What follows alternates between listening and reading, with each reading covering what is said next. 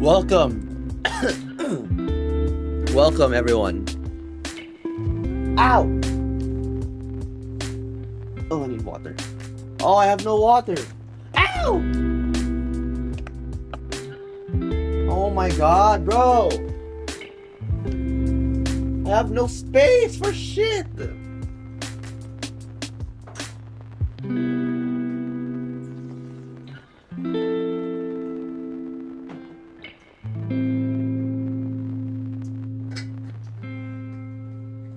Stretch.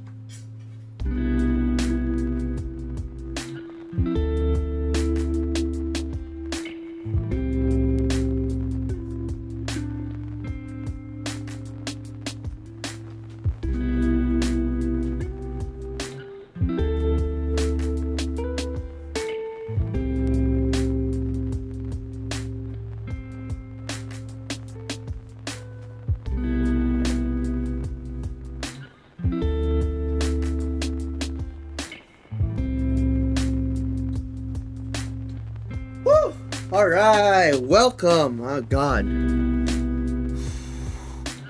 Woo.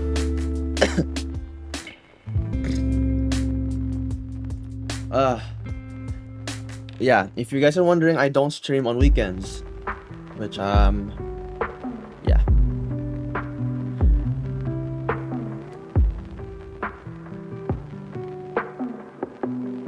Thank you, Locks, for the $2 with hi.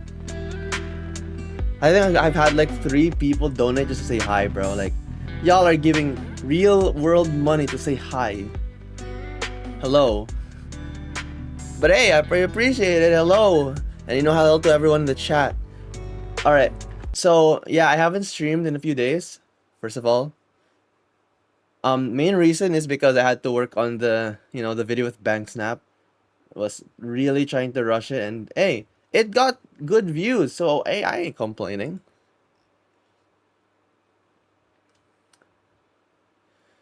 But I have done a bit of studying, like a little bit, while off stream, and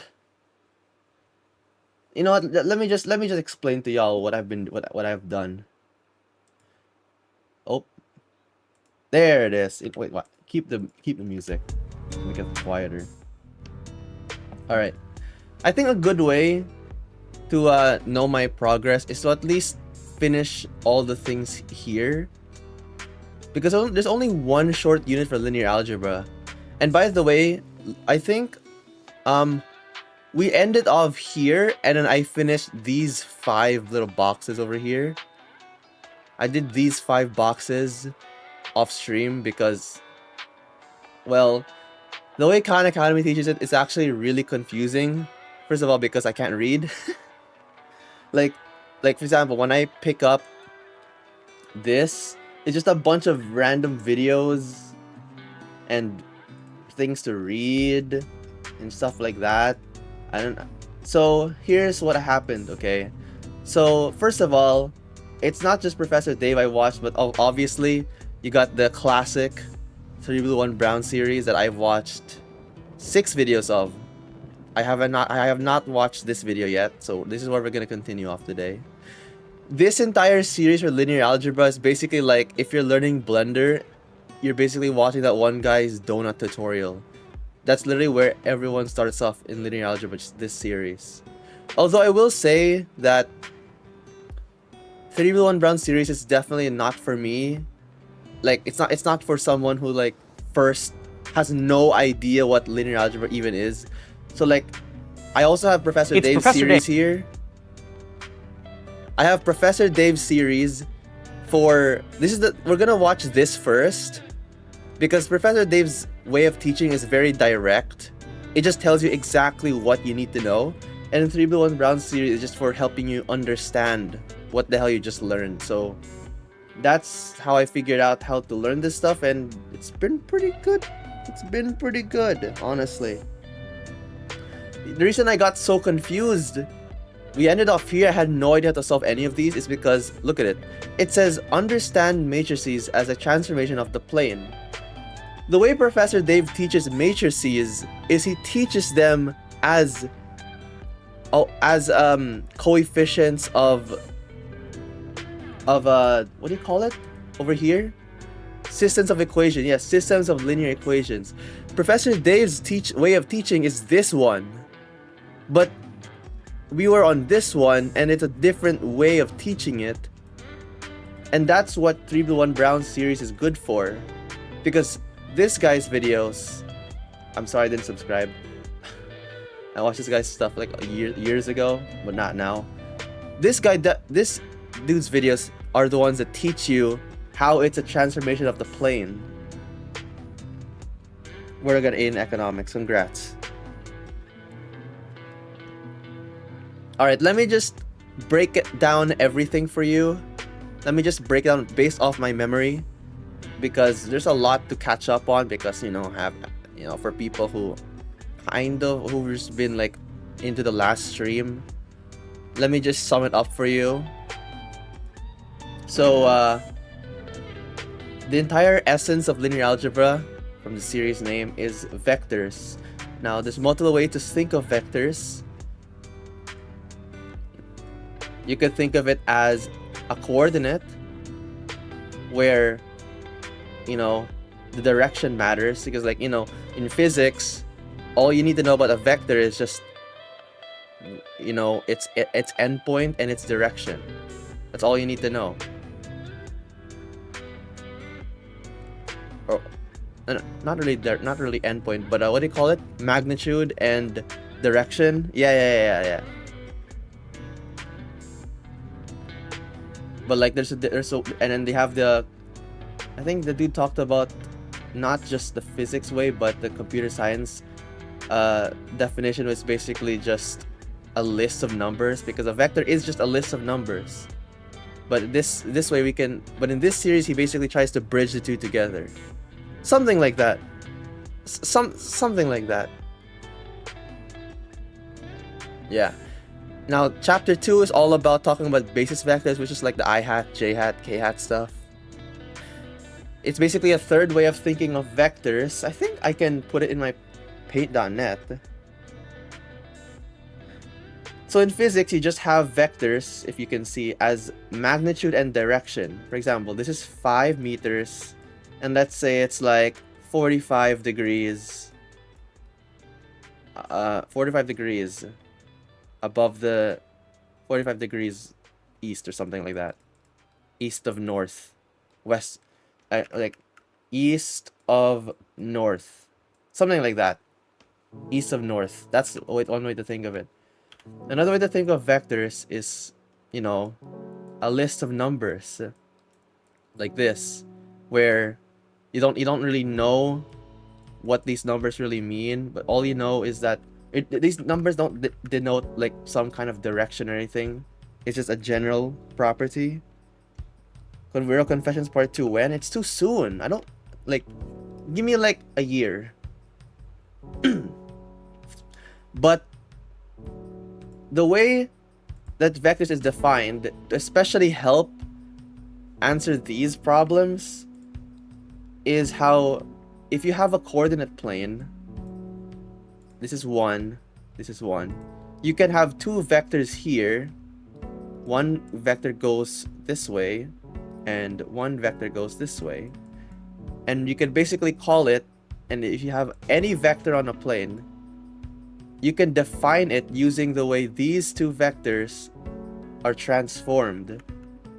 For example, if this vector is located like, I don't know, 3, 5, you could think of it as, if you have this basis vector, which is just one direction x, you could think of it as just 3 times this first vector, and then 5 times the second vector.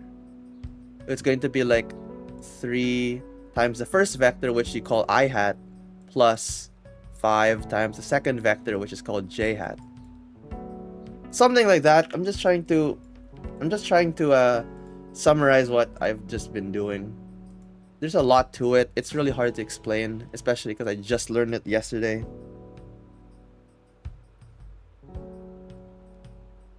An algebra with 209,000 likes because it's a good video. I mean, 3 Blue 1 Brown is iconic. He is iconic, I'm telling you. Alright. Okay. Now, the way he taught matrices, because Professor Dave taught matrices as just like, this is the way Professor Dave taught matrices, alright? It's basically like, if you have 3x plus 2y equals 5, 5x plus 8y equals, I don't know, 16. He basically said, you could, a matrix is basically a table that has columns and rows. And he taught it where you can just put the coefficients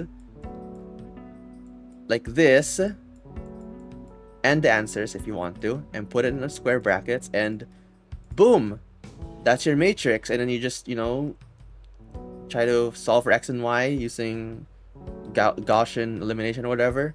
But that's not what this is. This is like a completely different topic. Because like, if you look at the question, consider this matrix transformation. Below is an interactive graph, like, and you have to draw, and this is what the square looks like before the transformation, and after this transformation is done, how do you, you know, solve this? It's like, what the fuck?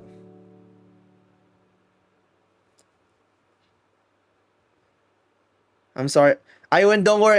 I'll get your joke in a few streams. I'll get your joke in a few streams. I don't get it. I was like, how the hell do you solve this? We're like, I'm just like, just making a big ass square. So there's missing pieces to what I learned. So a way to think of a matrix, right, is if you have the I hat. If you think of a matrix of a random vector that's going some direction, if you think of it more as an addition of two separate vectors, one for its x-axis and one for its y-axis, then things can happen. All right. For example, in regular terms, we're thinking about I hat going here and j hat is going this way. And I hat's located at 1, 0, j hat's located at 0, 1. Okay. And a way to think about where you would, you know, how to define this, right, is to basically, you know, stretch this out a little bit, maybe put it over here, make it a negative number, or do this, and then stretch this one out. But if you look at this here, you're talking about a matrix transformation. Jesus Christ. That's just one way to think. Yeah, there's like a million ways to think about it. Just think about it as a square of fucking numbers, bro. Whoever decided to make matrices a square of a number, I freaking hate you. Bro's at 10th grade. Well, I'm sorry. Our education systems are different.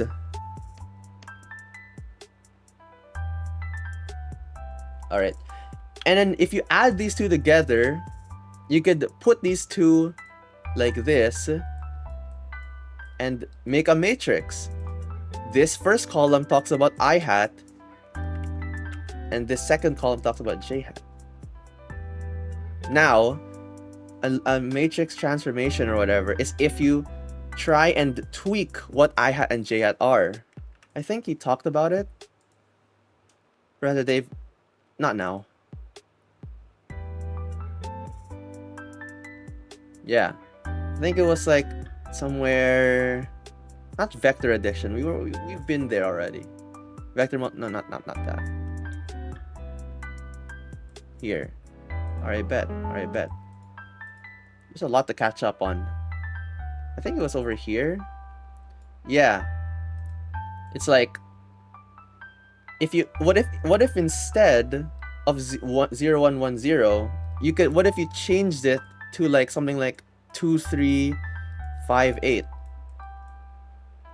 If you just change the direction of these two vectors, you can change where every other vector in the space goes.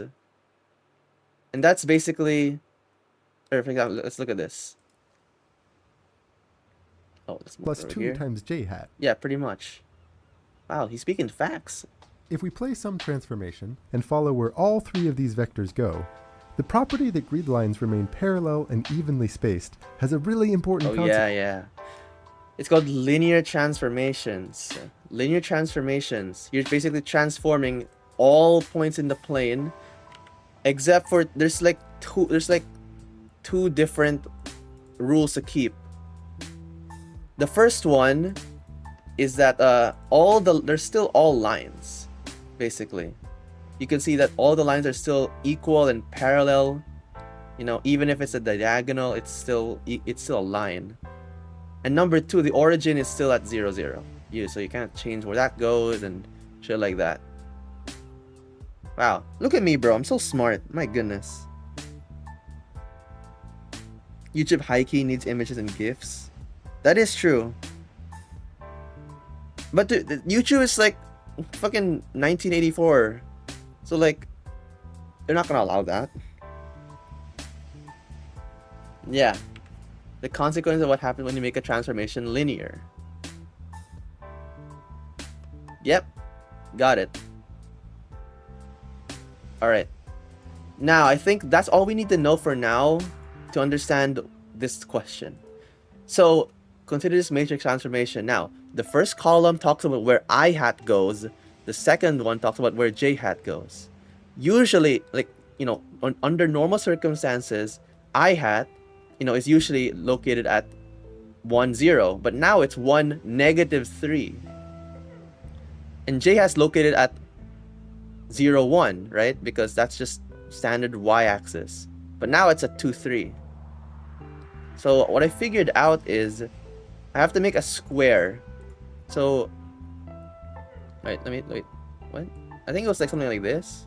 So a square is like located is here, and I have to think about if this transformation is done, where does this square go?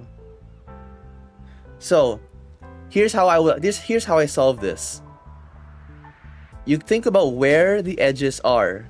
One is located at the origin, one is located where I hat goes, one is located at where j hat goes, right? And one is talking about, you know, its intersection, right? If you just put I hat like where j hat's tip is and what j hat where I hat's tip is, they intersect at this final point. So alright, one point's at the origin, one is at where I hat is, 1, negative 3. So put it over here. One is where j hat is, 2, 3. So where is that? 2, 3. So over here. And then I have to put up, where do these two intersect? What parallelogram do they make? So something like this. Oh my god, I am so fucking smart, bro.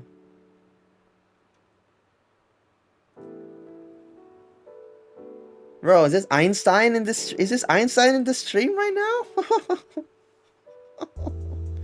Is this Einstein in the stream right now? Alright. Consider this matrix transformation. As you can see, I hat is just 1/2 and j hat's 1/2. You know, I had to research what the hell dilation means. Dilation just means stretching something out without changing its shape. It just means making it something bigger or smaller. So dilation is 1/2.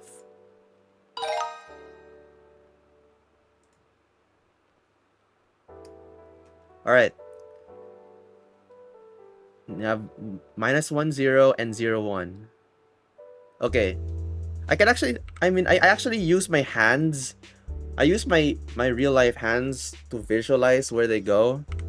But for the sake of the stream, let me just do this. Let me just visualize it. Alright. So I hat is, it's supposed to be, this is 1, 0 and this is 0, 1. Alright, I hat goes to -1, 0. So this is -1, 0.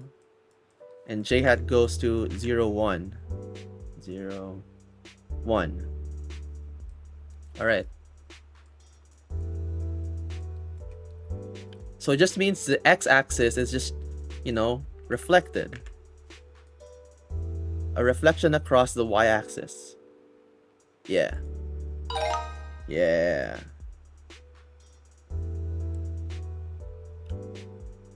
How could you recreate this transformation in Premiere? You tell me. I win. You're the one who uses After Effects. I don't know. So Mofo, what's your opinion on the Kirk? What?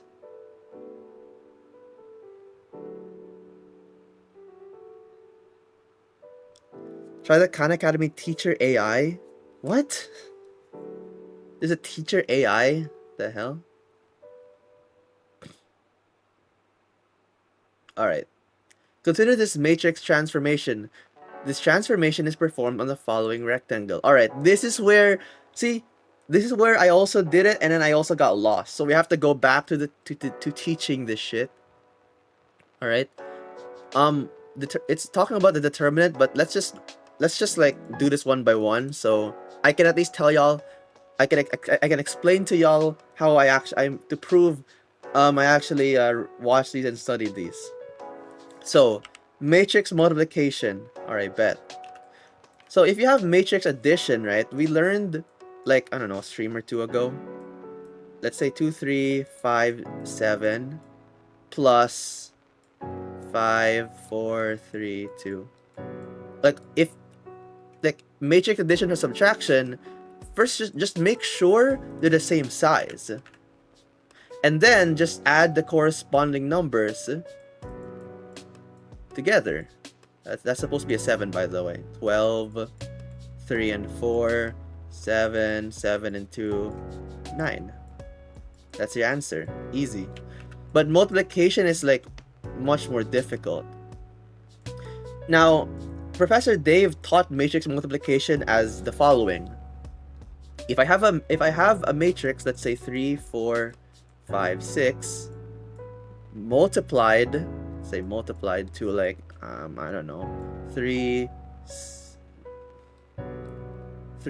6, 9, 12.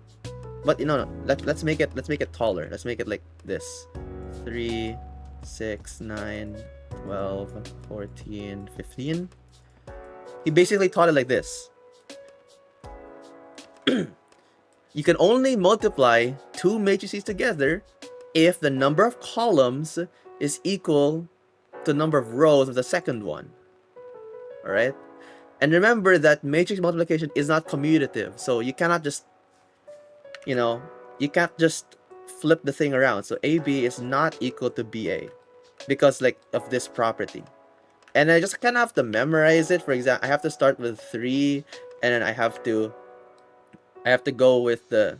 Once I know this, I switch the thing around. So I now focus on its row and its column. And then I multiply 3 with 3, 9 plus 3 times 3. What is it?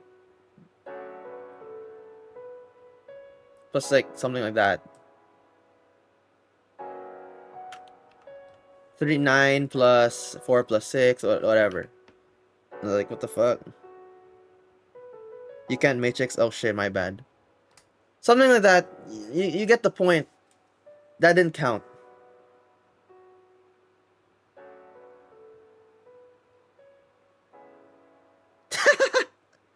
Oh shit. Oh. Okay, I understood. I understand why. Hold on. Let me understand why. All right, bet. All right. Here's why. I just learned this like 2 milliseconds ago. I just remembered why you can't matrix multiply this. Because remember that the number of rows in this one has to be equal to the number of columns. Number of rows has to be equal to the number of columns. Yeah, there we go. There we go. See, I'm so smart, bro. It only took like 3 tries, but I got it. So I have to put like a third row, 6, 7, hahaha, like that. Then you multiply this. The number of rows in the first one has to equal the number of columns in the second one. I got it all mixed up. 3 times 3, 9, plus 4 times 6, 24. 6 times 9, funny number, 54. And then you add it together, and then it's going to be, you know, put in the first number, something like that. Yeah, you get the point.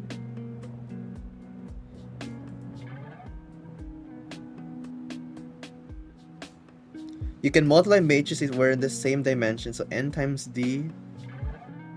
I have to remember that n times d, d times q. What the fuck are those? Why are we using Dairy Queen fucking letters, bro? What is this?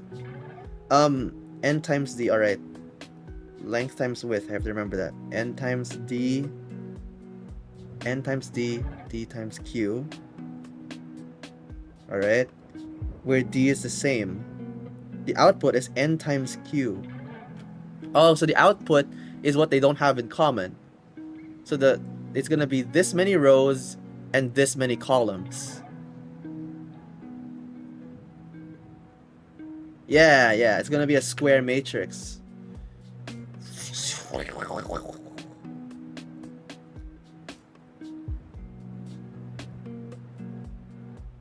Dimensions are expressed in height and width. I learned it as length times width. Okay, length, this is width. All right, it's something like, it's like that. All right, height is for 3D. No reason why that was how it's taught, but we get it. Why I got? Oh my god. Adrian is smart, gang. and then you do like this one. This one times this one, something like that. You get the point. You know, Einstein doesn't need to explain everything. Counting from 1 because math people can't count from 0. Jolly Freddy. Where I'm in second grade, please teach me plus and multiply, please. Where I'm bad at math. ChatGPT, no help. Bro, I ain't gonna lie. What the? Oh.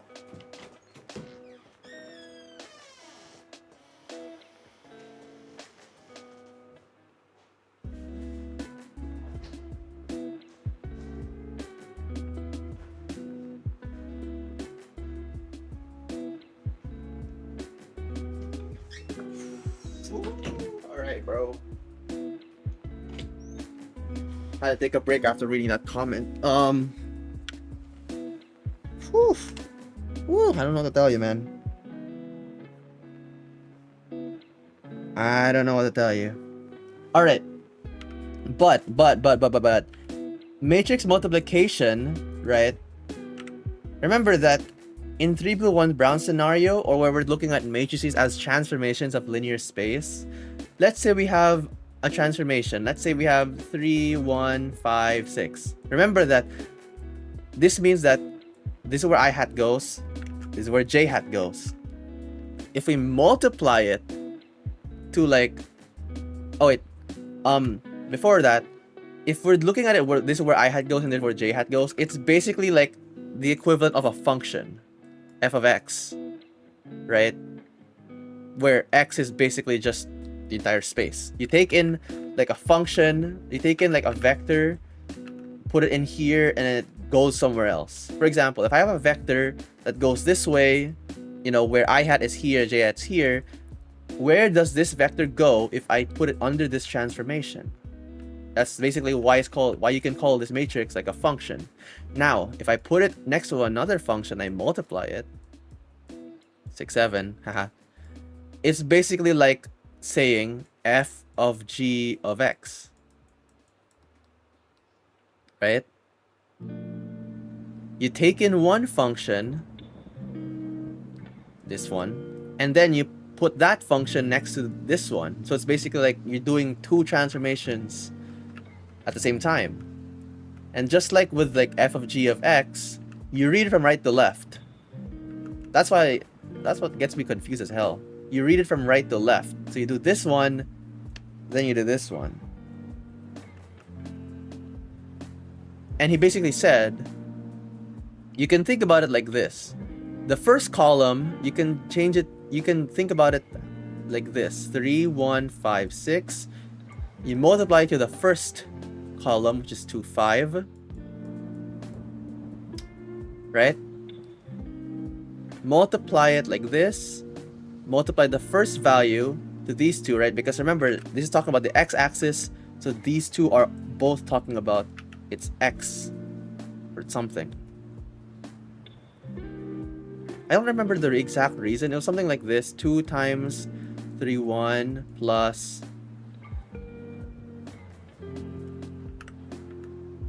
And then you have like a... Bro, what the... Bro, my computer is freaking killing me. 5 and 5, 6. I think it was something like that.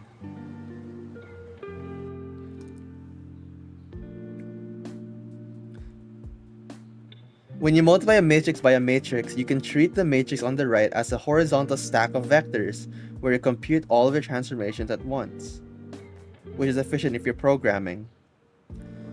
Man, I need to learn how to code, man. This is embarrassing. Oh shit, my package! Yes! Oh, it's not coming. Yes. Anyways. I need to learn how to code, bro. One day, one of these study streams is gonna go for coding. I need to. Something like that. And then three-dimensional linear transformations. It's basically talking about, it's the same thing, except it's just talking about 3D matrices instead of 2D. I mean, whatever. Who you cracking from Clash Royale? Jesus Christ.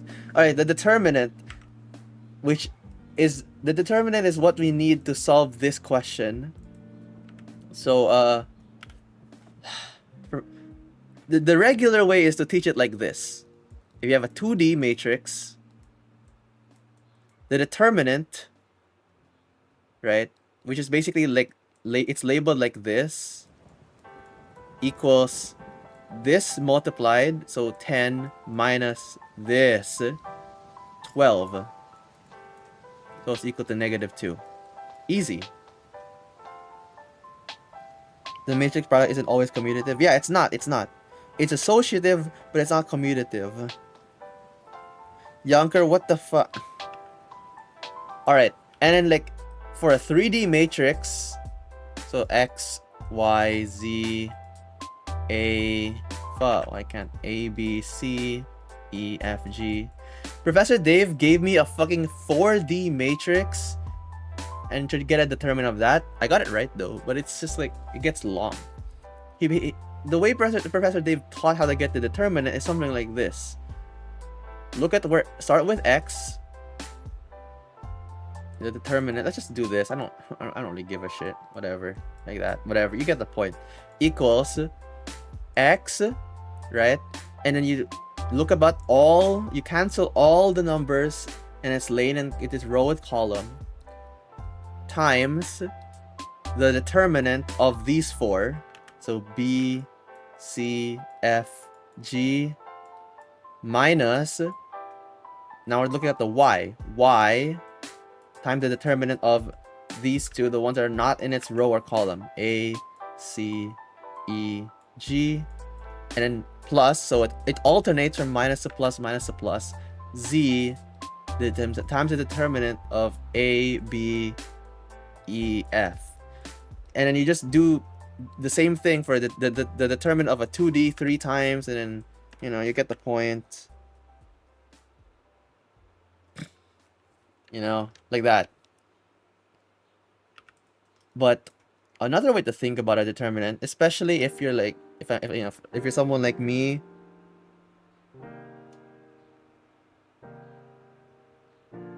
I think that the traditional way of how to determine a calculator is easy to remember. In the base case, is a 2 by 2. Yeah. Chat whirow might be the reincarnation of Charlie Kirk. He basically taught determinants like this. Let's go back to, I don't like drawing. I keep doing this, but like it makes it look messy. So let me not do that. If we have I hat and J hat here, this is I hat, this is J hat. If you go to the tips and move them, if you move, you know, J hat to the tip of I hat like this, move I hat to the tip of J hat like this, you have a rectangle, right? And the area of this rectangle, right, is 1 in most, in like, you know, if this is you know 1 0 and this is 0 1, the area is 1, right? But for example, let's say I hat is over, let's say I hat is like arm over here, J hat's over here, and let's say that the area of this is like 20, right? This is I hat. No, dumb. This is I hat, this is J hat. Right there. Right? Yeah. That means the determinant is equal to 20. Like that. The determinant's actually the factor that you multiply its area with. So remember, normally the area is 1, but the determinant is 20.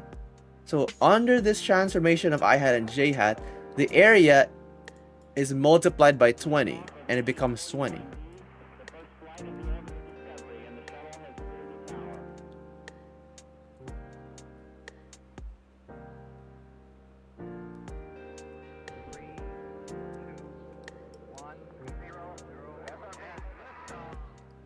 Well, it's negative 20. I mean, at least let's look at the magnitude.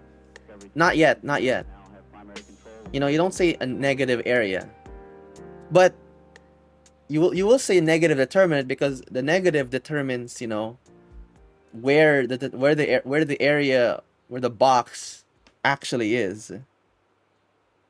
Is it okay?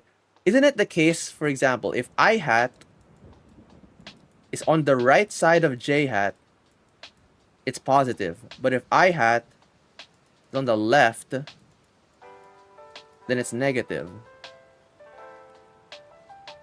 Isn't that the case? Or, because in this case, I hat's on the right side, so isn't it positive, or am I wrong? I don't know about algebra. Well.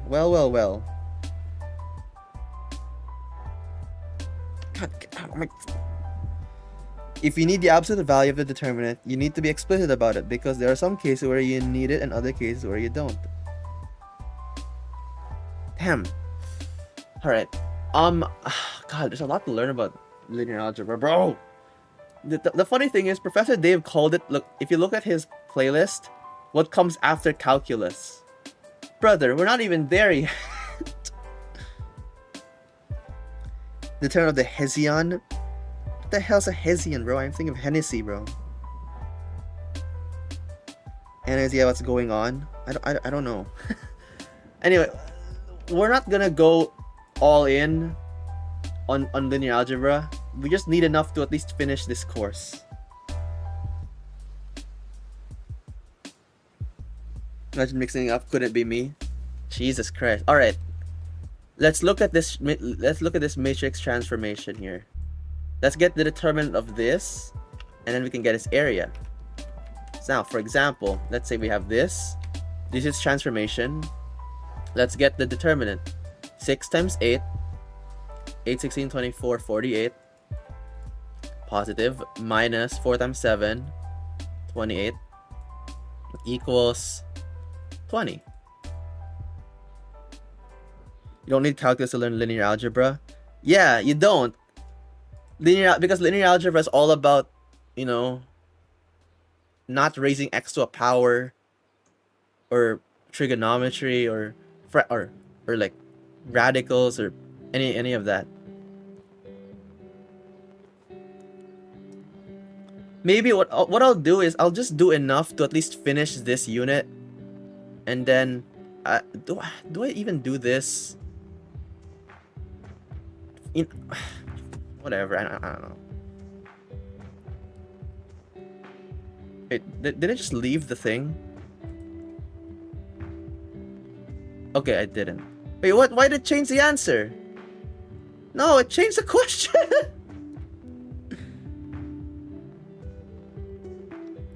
Probability is ass. I can agree.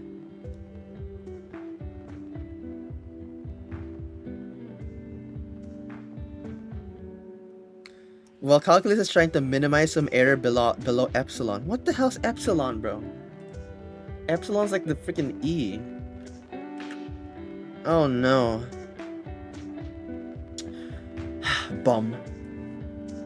Well, I got my question changed. I didn't want that to happen. No. Give me another one. I didn't mean to change the question. No. No, why did I get my question changed?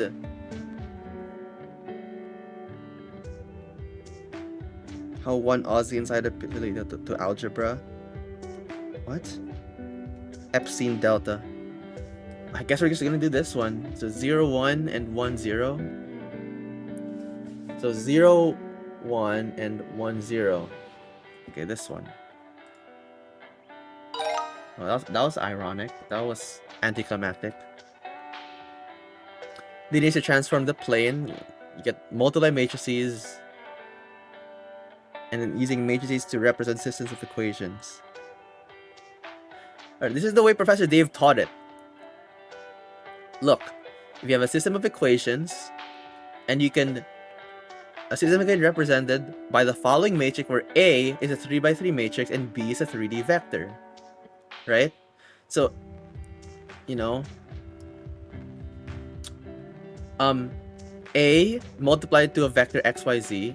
So A is basically just the coefficients of all the numbers, because if you multiply it by just a 1 by 1, the top x is multiplied to the first column, y is multiplied to the second column, z is multiplied to the third column. I don't exactly know why though. Like, I don't know why. It kind of confuses me why you multiply the top with the left and then stuff like that. I'll probably get it eventually, but yeah, we're done with that. I want to move on to a new lesson because I'm taking way too long. Alright, where do I start? Let's do Professor Dave's first because he's more, what do you call it? Obvious. More straight to the point with it. Oh, he also talked about vector cross product, which is basically multiplying two vectors. But like, because like, I think there's like the dot product, but now you're talking about like an actual vector, like a vector times a vector is another vector, something like that. I don't fucking know. Thank you for the membership. Biggest waste of money ever.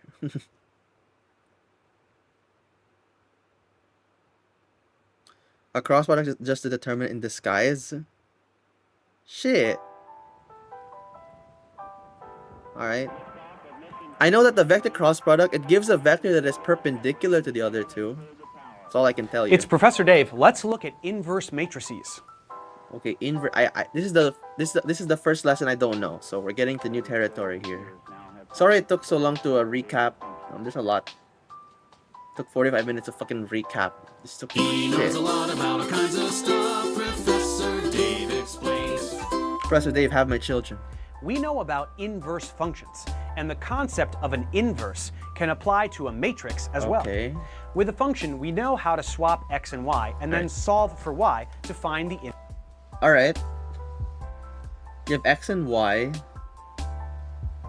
Solve for y. F minus 1 of x. Yeah, because x, if you put... Okay. You get the inverse. You just switch x and y, and then solve for y. Alright. Yeah, that's all you have to do. Inverse function. So how does this work for matrices? Certainly, it's a different algorithm, so let's learn about this now. Although a matrix is different from a function, When denoting the inverse of a matrix, we will use similar notation as we did for functions. F minus where 1? the inverse Oh, of matrix okay. A will Minus be 1. A with a -1 in superscript. Is this algebra 2? No, it's in the title of the stream. It's linear algebra. It's separate from calculus. It's separate from like everything we've learned before.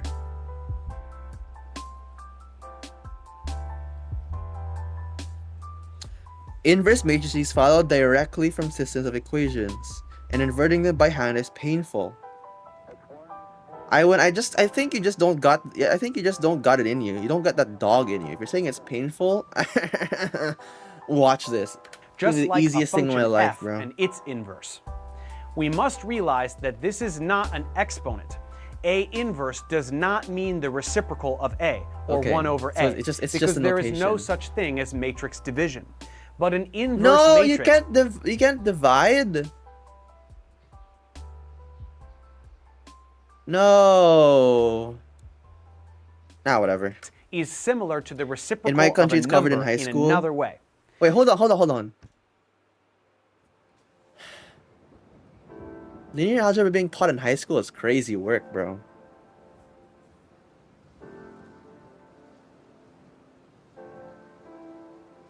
It's about as bad as solving a system.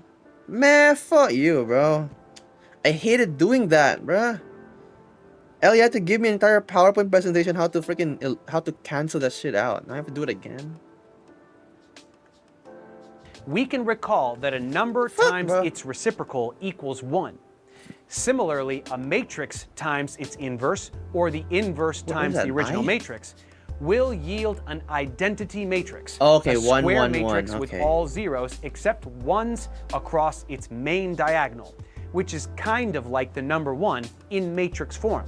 So in that sense, there is a correlation.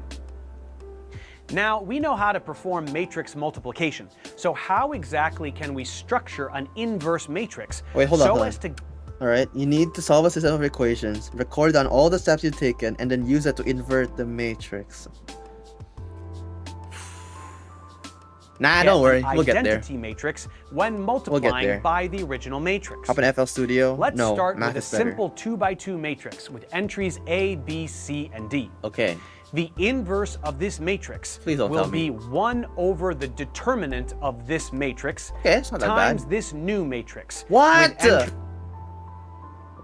I was like, okay, 1 over the term. Okay. What is that? What is that? So you get the inverse of the determinant times...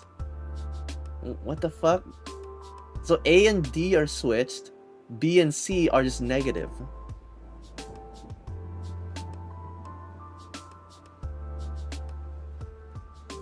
Entries D, negative B, negative C, A.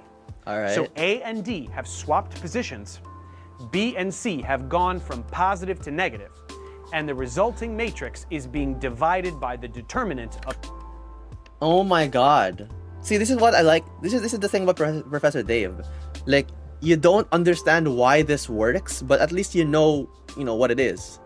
So Professor Dave helps you know what it is, and you can watch some complimentary videos to help you understand like why it is. Okay, so let me get this straight. Let's say x, y, a, b -1 equals b x -y -a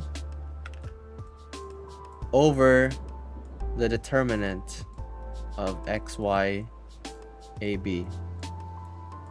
It's like that.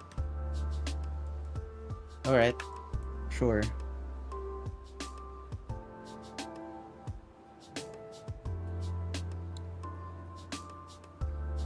Lock in whirow. Yeah, I got you. They really dropped that topic from the course I took. Which topic? This topic, or are you talking to someone in chat? This is why I'm advanced studying. Let me lore drop you guys.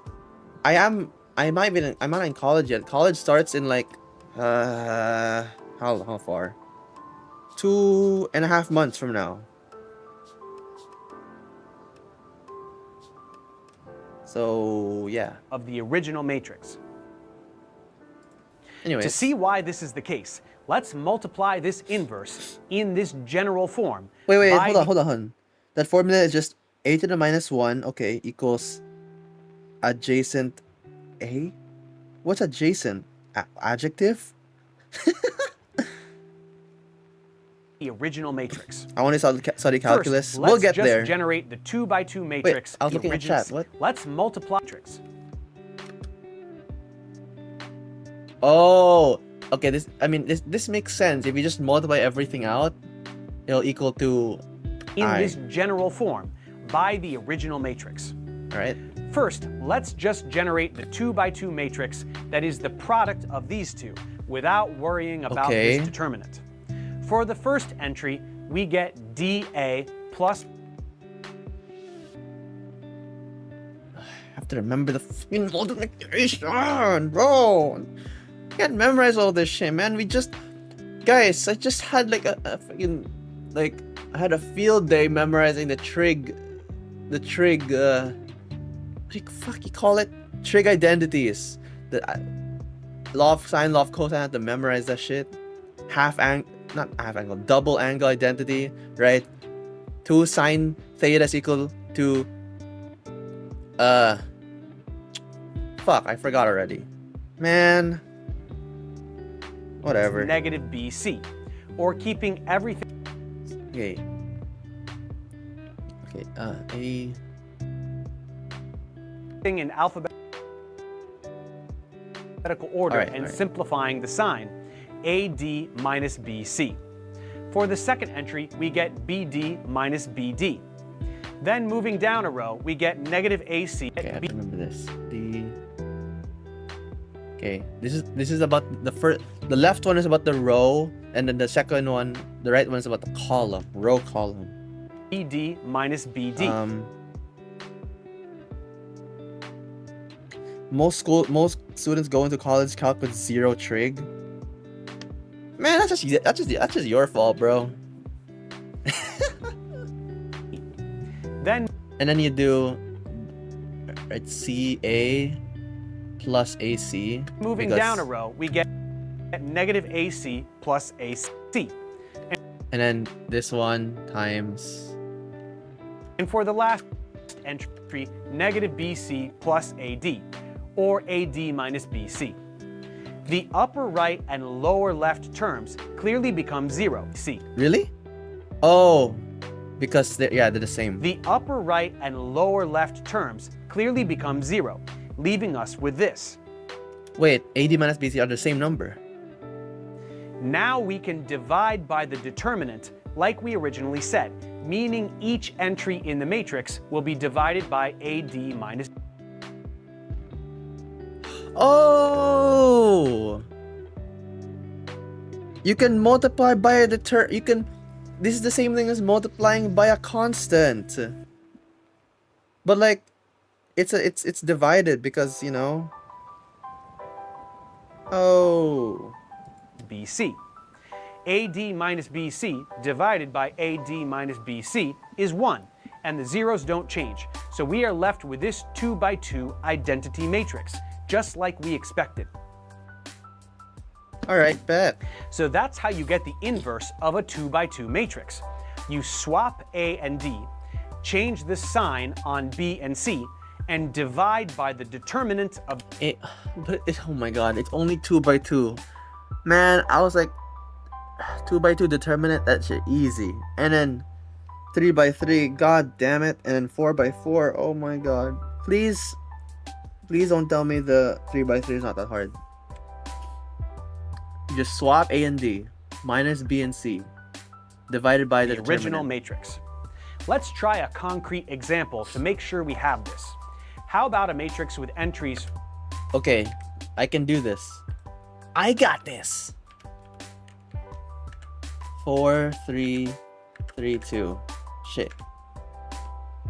A equals 4, 3, 3, 2. A minus 1 equals 2, 4, minus 3, minus 3, divided by the determinant. what is it the term? I can do this mentally, because you know I'm like the smartest mathematicianist guy ever. So it's 8 minus 9, so -1,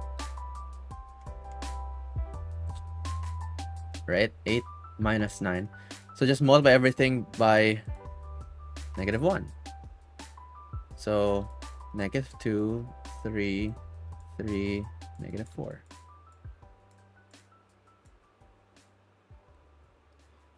Boom! Right? 4, 3, 3, Do you 2. know Cramer's To rule? get the inverse, no, I don't. we find 1 over the We're determinant. not there yet. And the determinant is 8 minus 9. So here we have 1 over -1, and after that comes the 2 by 2 matrix with these two entries swapped and the signs of these two inverted. That gives us 2, -3, -3. Asian thinks he's the 4. smartest mathematician. Incorporating this -1. Bro, I'm not even the smartest. There's people in chat. I was like, do you know this? What is the eigenvalue? What? I don't know, man. I'm not Victor teaches math. Out here is I easy. know that shit. That just gives us -2, 3. I'm just a 3, regular guy who -4. just likes to study And in that advance. is the I don't know what inverse to tell you. of this original matrix. Just to make sure this worked, let's multiply them together and see what we get.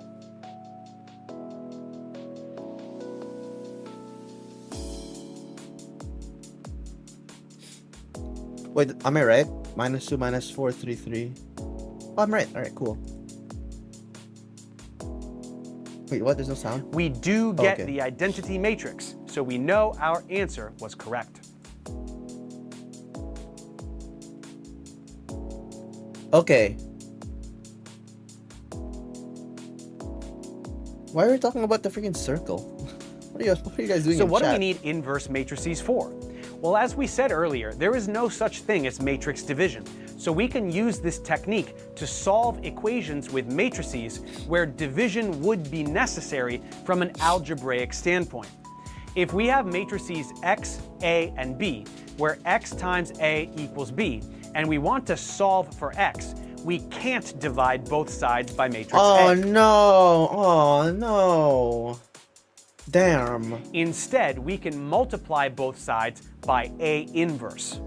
On the left side of the equation, It A will times cancel A out. inverse will give us the identity matrix, which we can essentially treat like the number 1 and just get rid of it. And Okay, on so the the identity is the same as 1. Okay, because you can't divide by a matrix. That's lame, bro. Mathematicians, bro, do your thing. Make that a thing. Y'all made complex numbers for some reason. Make this possible, bro. Come on. I'm waiting. Like, come on, man. Give us a new update already. God damn. right side of the equation, we have a product of two matrices that we can compute, which will be equal to x. Of course, this assumes that the dimensions of these matrices are such that the product is the part that can be confuses me. calculated. Otherwise, this will not work.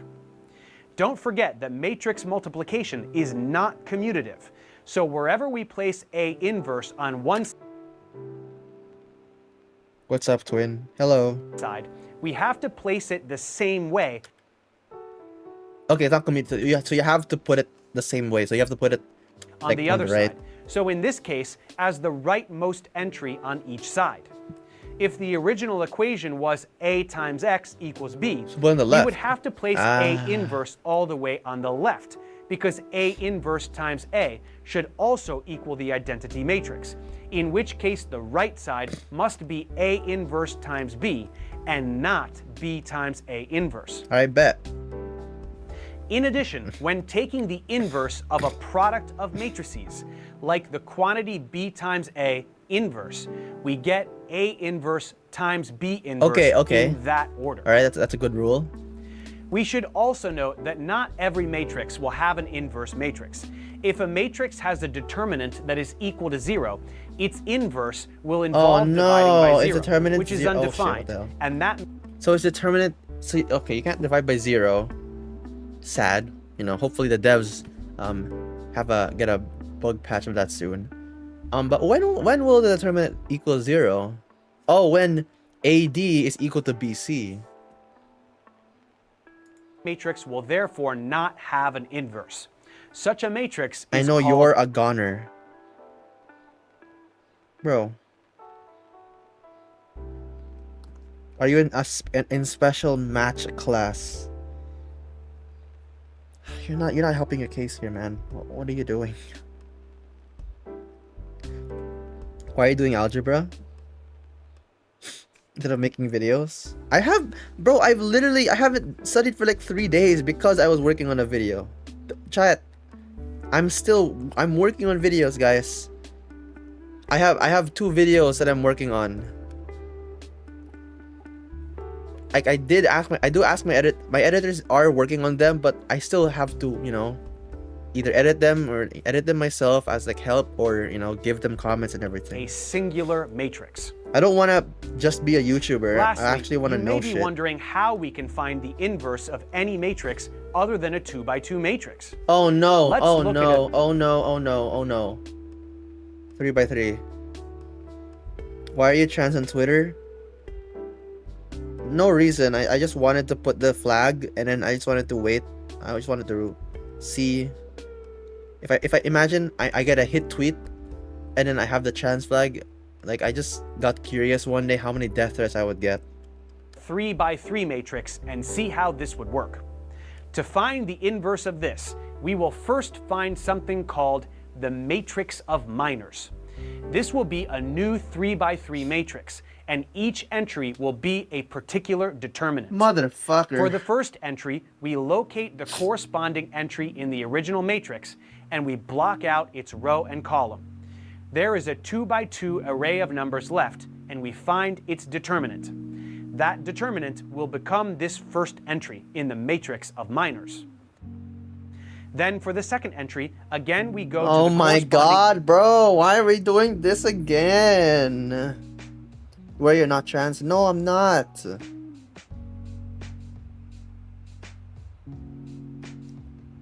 I hate algebra. Then why did you hop on the stream? entry That's in the your original fault. matrix. Block out its row and column. Okay, so the top row for getting an inverse is the top row is the determinant of, you know, the top 3. All right, bet. Column and find the determinant of what is left. We continue doing this for every single entry. Oh my god, bro. Oh my god. So it's not just the top, it's every single thing. You eliminate its row and column. Right? It's like a rook, basically. You just eliminate everything that's on its column and row, and you get a determinant of that. Jesus Christ. We continue You have to do this 9 times. I don't want to do it 9 times, bro. doing this for every single entry until we have completed our matrix of minors. Matrix of what? Minors? wait, you're like... Every single entry until we have completed our matrix of minors. Unfortunately, that was just step 1. No, step 1. Now for step 2, we use our matrix of minors to generate a matrix of cofactors. Cofactors. This isn't too hard. We just have to apply a checkerboard of plus and minuses to get the right sign on each term. Oh, yeah. Wait, what does that mean? The corner entries and the central entry will remain as they are. Oh, okay, so you multiply everything. So the cross sign is times 1, and then the ring, the diamond, is times -1. What grade are you in? I graduated high school like half a year ago. And the other 4 entries will have their signs inverted. Fuck. Then Then step 3. So just okay, so first you get the matrix of minors, so, and then the diamond pattern has to have its sign flipped. Okay, that's the second step. Is to find the adjugate or the adjoint. Oh, this is what you said. That one guy who said adjoint. Oh, that's what it is. Adjugate. All right. Cool word. This involves reflecting all the entries across the diagonal. The diagonal stays as it is, but Reflect entries across the main diagonal. the other terms are reflected. So these two swap, these two corners swap, and these two swap. Oh my god, I'm gonna... Oh my god, bro.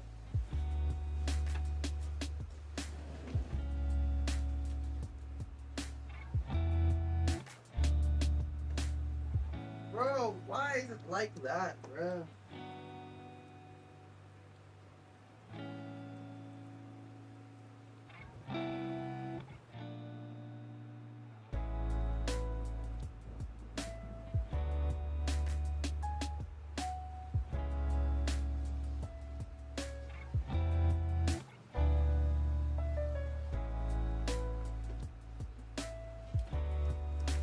Oh fuck.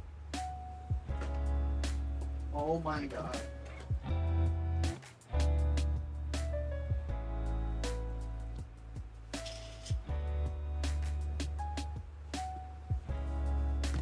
Bro. Okay. Okay, so you do that, and then you multiply the diamond with -1, and then the diagonal stays the same, but just reflect this one, that one, that one. Finally, the last step Oh. involves dividing by the determinant of the whole original 3x3. Oh my god, it's so fucking long, bro.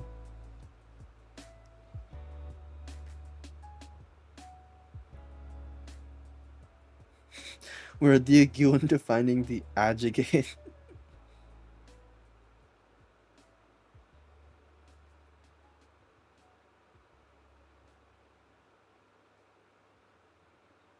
This is the worst way to find an inverse ever. What's the better way? Matrix, which won't seem there a so better hard way? I don't after think there's doing another that way. whole Is business there? with the matrix of minors.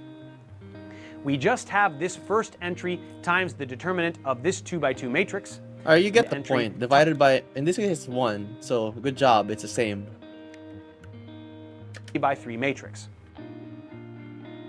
So to Yo, are you in college too? No, college isn't. College still starts in like 2.5 months. summarize the 4 steps we just took. First, we found the matrix of minors, going 1 entry at a time. Then we applied the checkerboard pattern of signs to find the matrix of cofactors. Then we transposed all entries across the diagonal to get the adjugate. And lastly, we divided by the determinant of the original matrix to get the inverse matrix. This is essentially the same algorithm as we used for a 2x2 matrix, just many more steps to achieve the same result. So as we can see, even with just a 3x3 matrix, finding the inverse becomes rather laborious. If we were to extend this to a 4x4 matrix, it wouldn't really be any harder. We would just end up with an absurd amount of steps to follow. Yeah. For this reason, inverses of larger matrices are usually found using some kind of matrix calculator to avoid doing pages of arithmetic. You don't need that much, bro. So that's what we need to know about inverse matrices. Oh no, it's gonna give me a 3x3, now that we have isn't covered he? the basics about matrices, their operations, determinants, okay, so these are the and operations. inverses, we have many of the important algorithms Ches, out why are of you the disappointed, way, huh? and we are ready to examine You're some of the disappointed? more I'm abstract a ideas youngin'. in linear algebra. But before we move forward, let's check comprehension. Don't give me a 3x3. Alright, bro, I'm out, bro. Fuck. Fuck, man.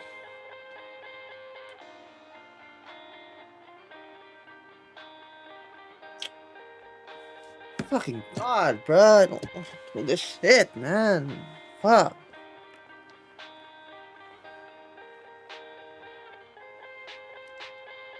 When this is easy, did he just see how many steps the guy did?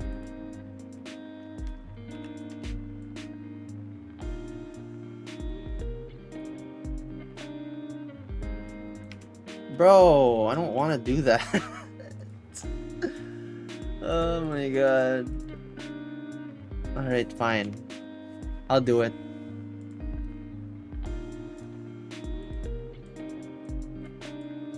One, two, zero, 0 minus 2 minus 1 minus 3. Ellie, his method's cooked. Then what's the better way? What's the better way? You know what? Let me look at the inverse. Let me check this.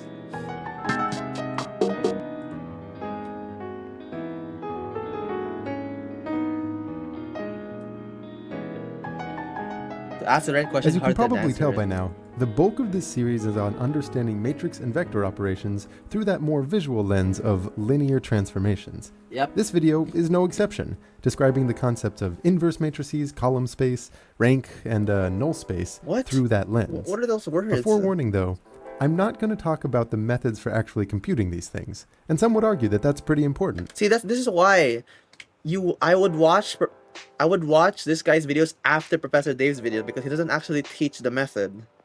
He just teaches like a way to visualize that shit. There are a lot of very good resources for learning those methods outside this series. Keywords Gaussian elimination and row echelon form. I think most of the value that I actually have to add here is on the intuition half. Plus, in practice, we usually get software to compute this stuff for us anyway. First, a few words on the usefulness of linear algebra. By now you already have a hint for how it's Organic used. chemistry tutor. I'm sorry, randomized stats. I am not a chemistry tutor fan. I'm a Professor Daver. I'm a Professor Davist. In describing the manipulation of space, which is useful for things like computer graphics and robotics.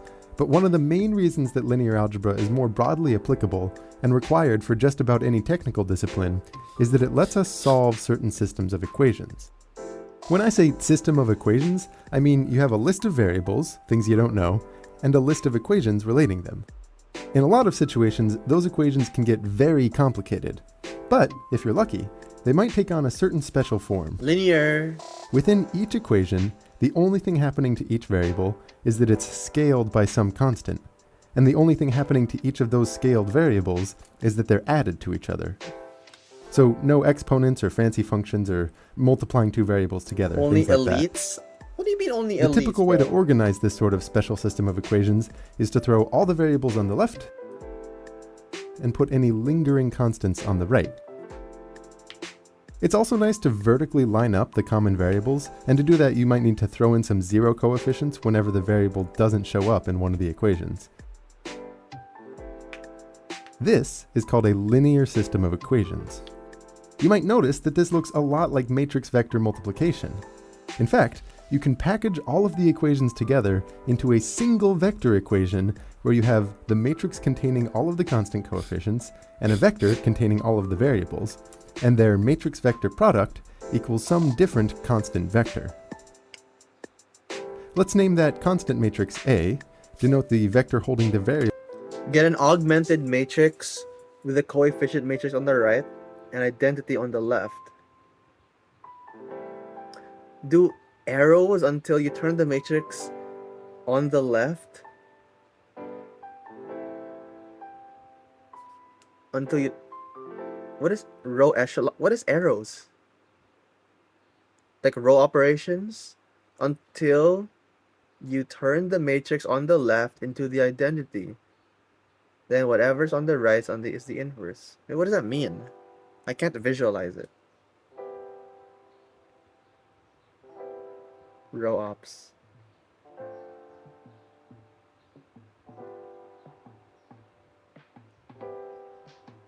I'd rather binge watch your entire video containing the worst materials known to mankind. I bet.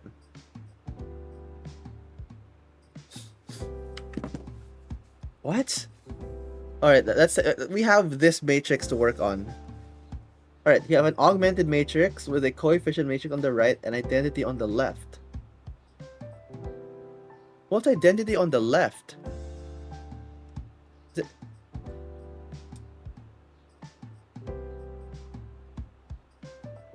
I mean, it's only a 3 by 3 though. Do you want me to just like do this?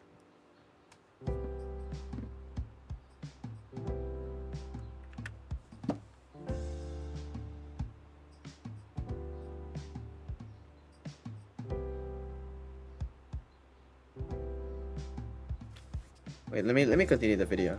Variables with a bold-faced x and call the constant vector on the right-hand side v. This is more than just a notational trick to get our system of equations written on one line. It sheds light on a pretty cool geometric interpretation for the problem. The matrix A corresponds with some linear transformation, so solving ax equals v means we're looking for a vector x, which, after applying the transformation, lands on v. Yep.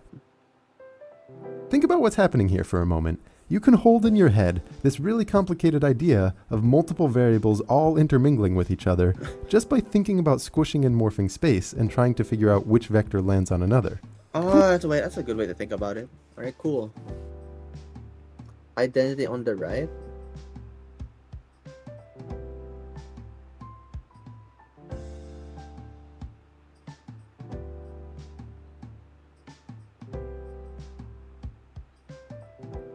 Identity on the right? What's the identity on the right? Is it not like the 1 1 1 0 0 0 0 0 0 0 0 0 matrix? Man. Cool, right? To start simple, let's say you have a system with two equations and two unknowns. This means the matrix A is a 2 by 2 matrix, and v and x are each two-dimensional vectors. Now, how we think about the solutions to this equation depends on whether the transformation associated with A squishes all of space into a lower dimension, like a line or a point, or if it leaves everything spanning the full 2 dimensions where it started. In the language of the last video, we subdivide into the cases where A has 0 determinant and the case where A has non-zero determinant. Yep. Let's start with the most likely case, where the determinant is non-zero, meaning space does not get squished into a zero area region. Okay. In this case, there will always be one and only one vector that lands on v, and you can find it by playing the transformation in reverse. Okay. Following where v goes as we rewind the tape like this, you'll find the vector x such that a times x equals v. When you play the transformation in reverse, it actually corresponds to a separate linear transformation, commonly called the inverse of a, denoted a to the negative 1. For example, if a was a counterclockwise rotation by 90 degrees, then the inverse of a would be a clockwise rotation by 90 degrees. Okay, opposite transformation. If a was a rightward shear that pushes j hat 1 unit to the right, the inverse of a would be a leftward shear that pushes j hat 1 unit to the left. In general, A inverse is the unique transformation with the property that if you first apply A, then follow it with the transformation A inverse, you end up back where you started. Applying one transformation after another is captured algebraically with matrix multiplication. So the core property of this transformation A inverse is that A inverse times A equals the matrix that corresponds to doing nothing. The transformation that does nothing is called the identity transformation. It leaves I hat and j hat each where they are, unmoved, so its columns are 1, 0 and 0, 1. Okay, that's okay. Good way to think about it. Alright, cool. The goal is to hammer A to look like I. So on the look like I, so that way on the other side you hammer I in the same way to turn into A inverse. Wait, so okay, do you want me to like do this 1 0? Do you want me to put it all in one matrix or multiply them together? Let me read it again.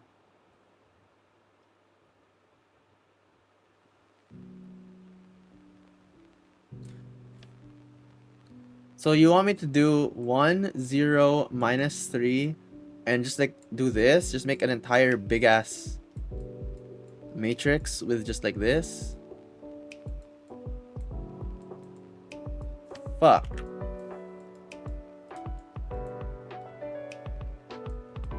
This.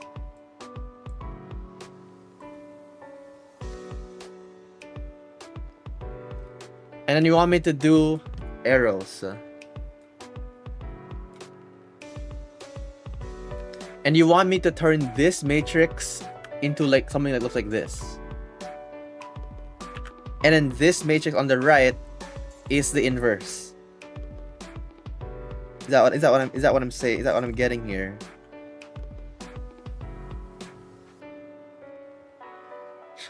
Okay. Okay. Hey, I like this plan, bro. I don't have to do 100 steps. Alright, alright. Once you find this inverse, which in practice you'd do with a computer, you can solve your equation by multiplying this inverse matrix by V. And again, what this means geometrically is that you're playing the transformation in reverse and following V. Yeah. This non-zero determinant case, which for a random choice of matrix is by far the most likely one, corresponds with the idea that if you have two unknowns and two equations, it's almost certainly the case that there's a single unique solution. This idea also makes sense in higher dimensions, when the number of equations equals the number of unknowns. Again, the system of equations can be translated to the geometric interpretation where you have some transformation A and some vector V, and you're looking for the vector x that lands on V.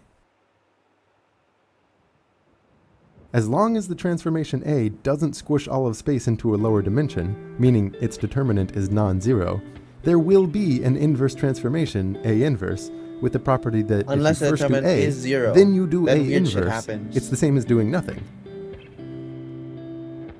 And to solve your equation, you just have to multiply that reverse transformation matrix by the vector V. Okay. But when the determinant is zero, and the transformation associated with the system of equations squishes space into a smaller dimension, there is no inverse. You cannot unsquish a line to turn it into a plane. At least that's not something that a function can do. That would require transforming each individual vector into a whole line full of vectors. But functions can only take a single input to a single output.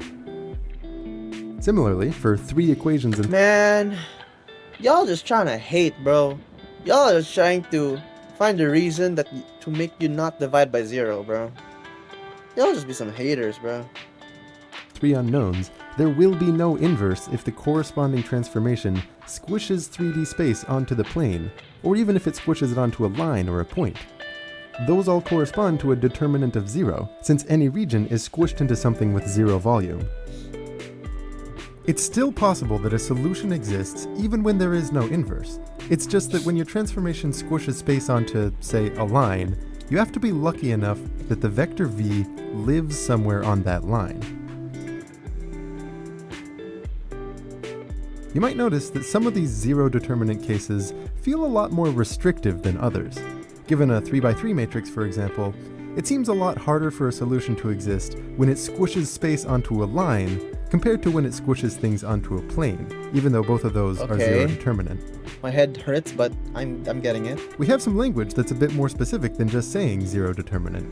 When the output of a transformation is a line, meaning it's one-dimensional, we say the transformation has a rank of 1. Rank 1. If all the vectors land on some two-dimensional plane, we say the transformation has a rank of 2. So the word rank means the number of dimensions in the output of a transformation. Okay. For instance, in the case of 2x2 matrices, rank 2 is the best that it can be. It means the basis vectors continue to span the full 2 dimensions of space, and the determinant is non-zero. Can you explain what LCM is? Lowest common 3 multiplier. Matrices, rank 2 means that we've collapsed, but not as much as they would have collapsed for a rank 1 situation.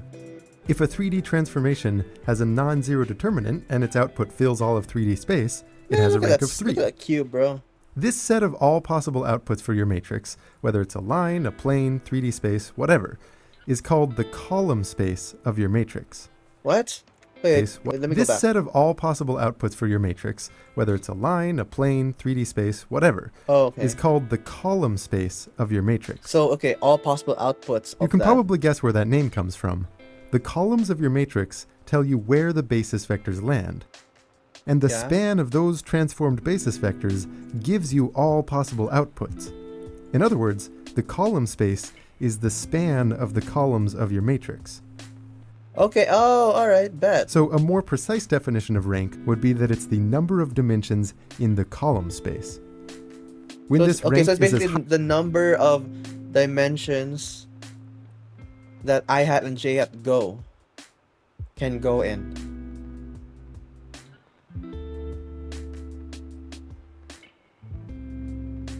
I hate finding the rank.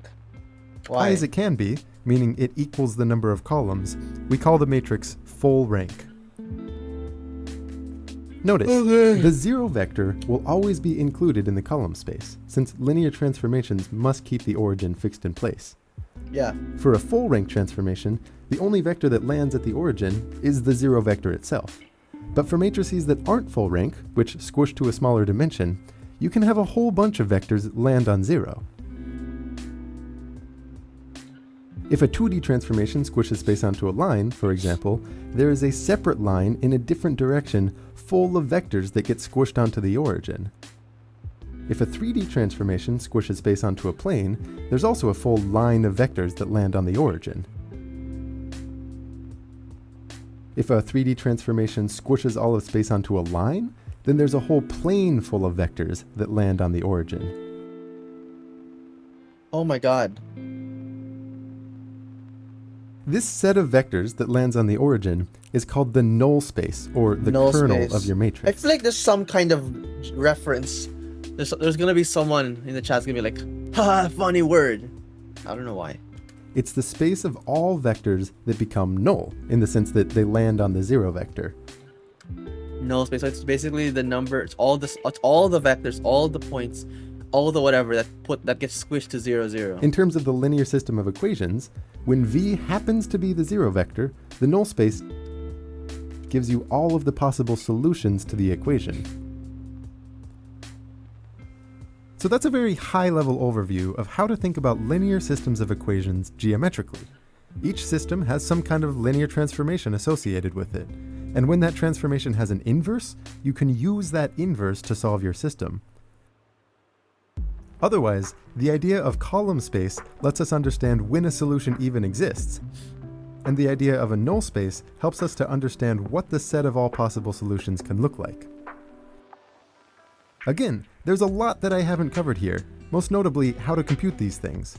I also had to limit my scope to examples where the number of equations equals the number of unknowns. But the goal here is not to try to teach everything, it's that you come away with a strong intuition for inverse matrices, column space, and null space, and that those intuitions make any future learning that you do more fruitful. Take to 0. Alright, Next bet. video, by popular request, will be a brief footnote about non-square matrices. Then after that, I'm Dot products, really? Non-square matrices. Okay. Alright. So you want me to do row echelon form? Alright, sure. Let's see if your method, helps. So this is... Wait, I have to remember. This is to get the inverse. I kind of almost forgot what the hell we were doing. Alright, so what's the first thing we do? Let's write it down. Row 2 minus 2R1.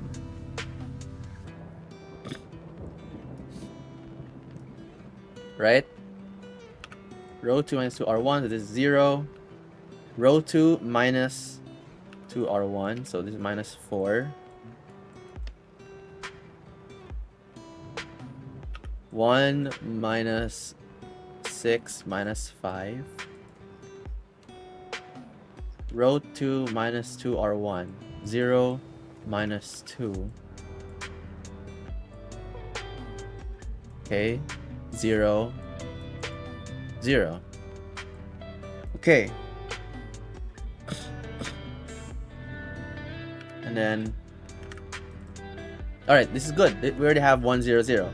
Now, the next step is to turn this into 1, 0. Let's get this into 1. How do I get it into 1? Divide. We can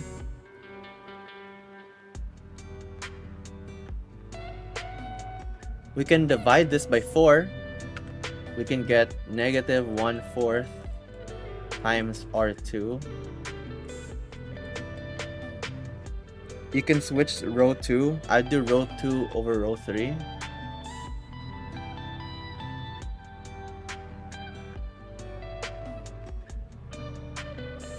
Oh.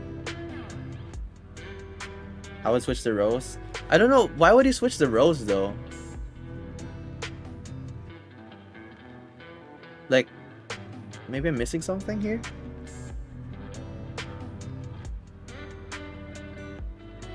If you get all the 0 first, you can just divide the full row. To avoid fractions. Okay.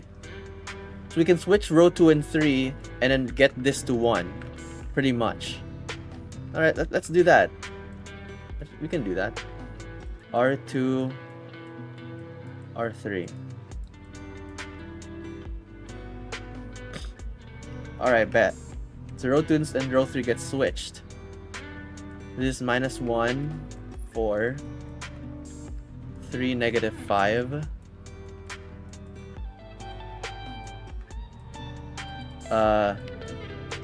0, -2, 0, 1, 1, 0.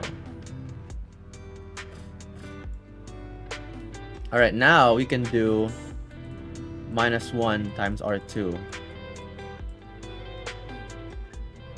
-1 minus R2. Let's just do that. Minus R2. So now this becomes 1 minus 9, nothing, minus.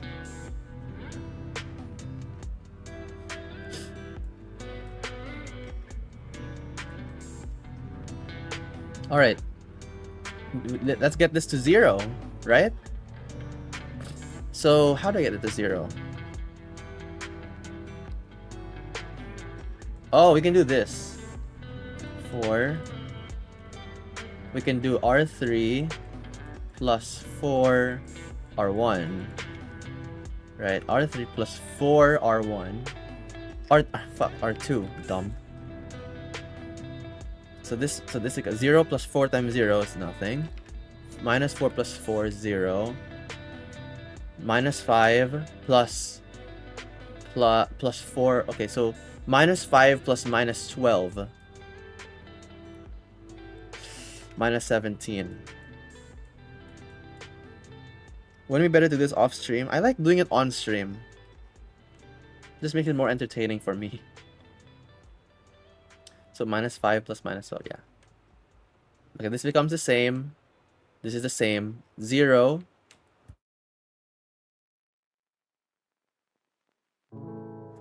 Plus 4 times this. So this becomes minus 4. Alright. Alright, 5. So this now, this one has to be 1.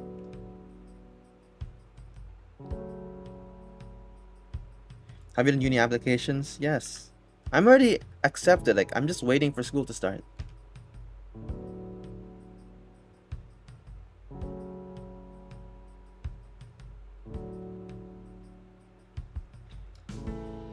Also, switching rows is useful at the end to fix things. Yeah, I can divide the last thing by 17.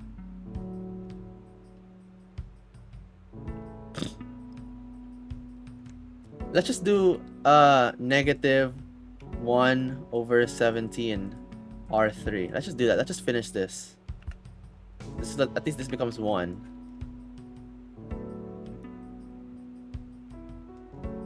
And then you have to do this one.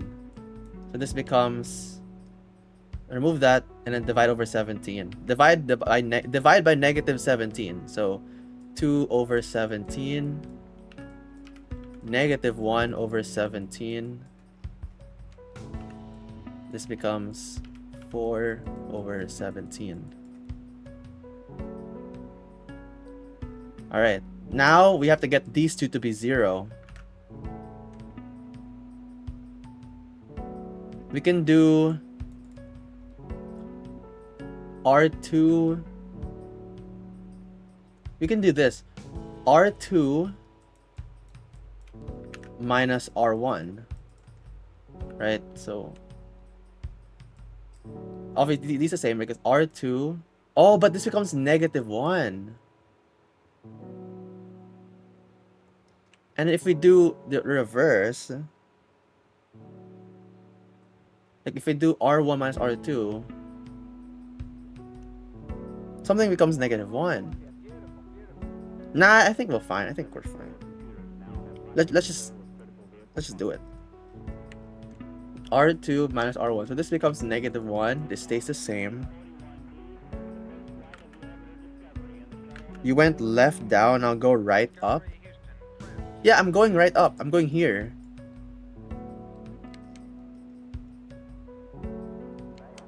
Yeah, this becomes -1. Because R2 minus R1. 0 minus 1. 1 minus 0. -3 minus -3. 0. R2 minus R1, -1. And that's the same. Okay, we're now here. Let's get this to be 0. How do I do that? Let's see. We can do -3. Okay, we can do R1 plus 3R3. R1 plus 3R3. Nothing. 0, 0, right? This 3 plus 3R3. So this becomes 0. Oh no. Oh no. Oh fuck. Anyway, okay, that should be fine. So it's gonna be R1 plus 3R3. Alright. So it's gonna be 17 plus 6.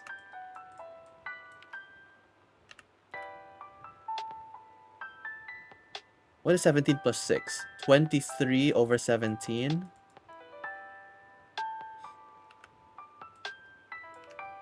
Minus 3 over 17. 12 over 17. Alright. And then we have to get rid of this -1. Oh, okay, that's easy. So we can just step 8. Shit. Just this R2 plus R1. R2 plus R1. This becomes 0 because -1 plus 1. 1 plus 0. Nothing. Nothing. R2 plus R1. So -1. So 7. Okay, so basically this becomes 6 over 17. -3 over 17. Negative. It's 12 minus 17. -5. 17. Is that it? I did it. Am I right?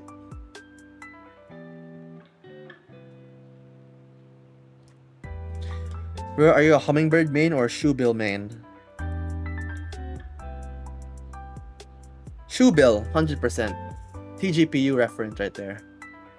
Alright, I don't know if I get it right. I'm not even gonna lie, bro. It's probably wrong. I don't know.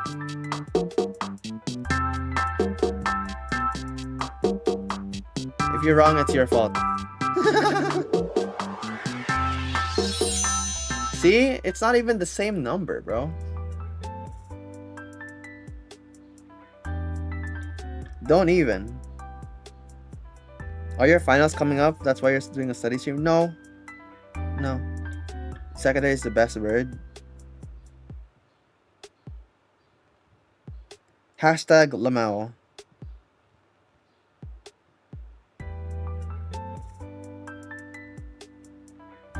How is ball secondary the best word?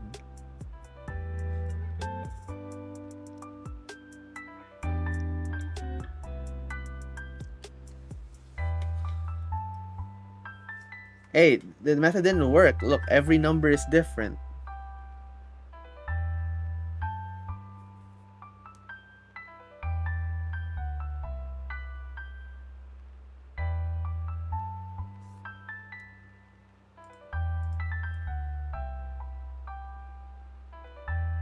Hummingbird could be the best. Maybe. I don't know if I would do hummingbird main though. Well, this method didn't work. So I have to do the traditional method, which I will kill myself over. But okay, sure.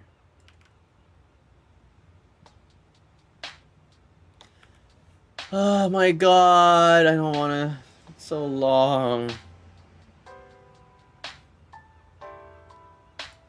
So the first step is to literally do every single number. Must be an error in the calculations. What error could there be? Like, what? The only thing I can think of is just multiplying everything by 17, but I mean.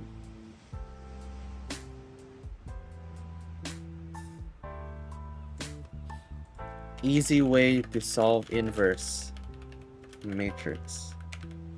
6'5" nonchalant female. Yeah, sure, buddy.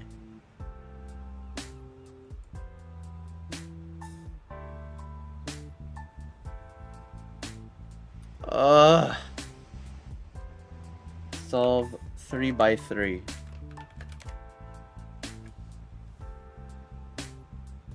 Elementary row operation method.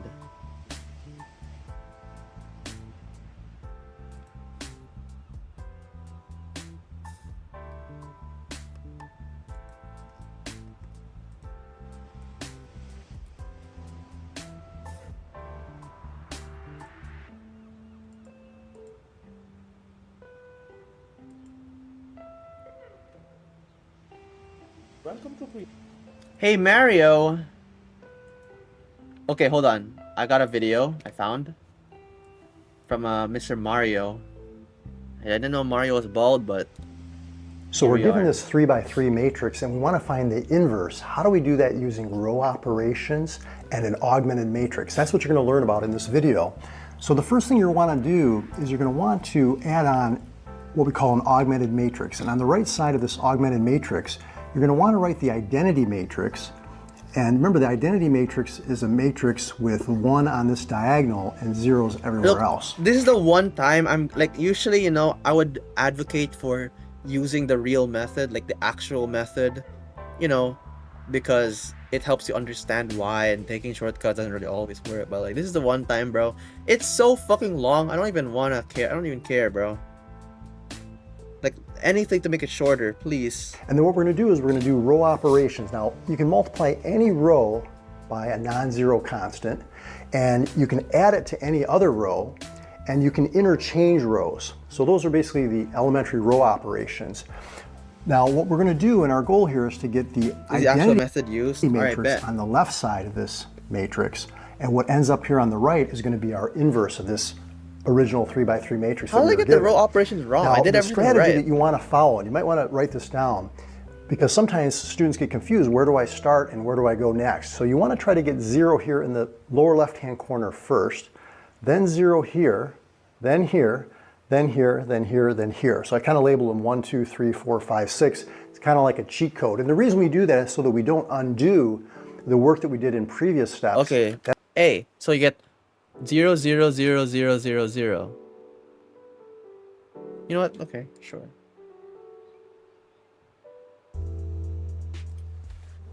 The first step, you subtracted your middle row by 2. Oh my god, at the very beginning.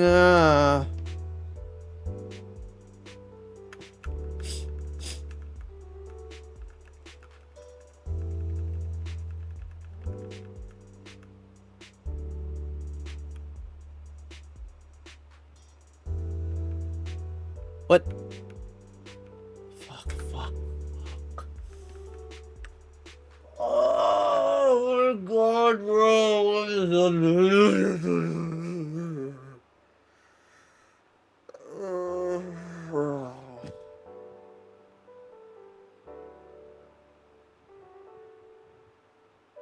Yeah, I saw the mistake. Fuck, bruh. Fucking dumbass. Oh my god, bruh. Bro, this shit's so stupid. Even Flight could have done this better than me. Fuck.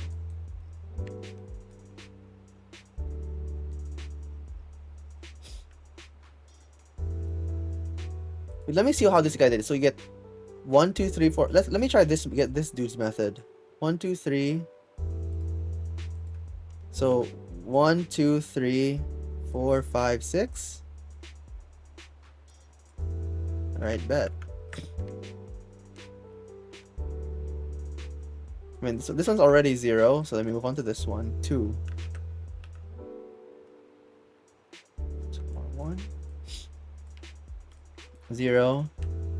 Dude, this one stays the same. Then turn this one to 0.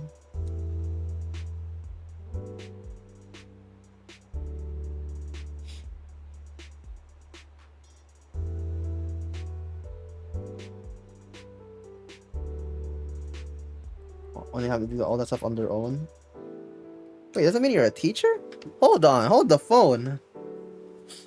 Wait, number 2. Alright, let me check number 2. I don't want to switch rows. I don't care. I don't want to switch rows. I feel like it's unnecessary. Because, you know, I'm a gangster like that. R3 minus 1/2 R2. That means 1 minus 1. 1/2 R. Oh, but it, fuck. Then there's gonna be fractions everywhere. Okay, let's switch them. R2, R3. Yeah, one step. That's a problem, bro. So let's switch R2 and R3.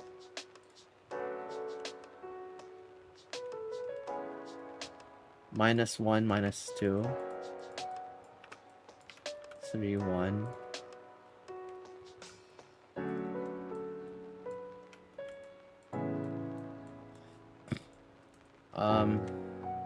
All right. Let's do R3 minus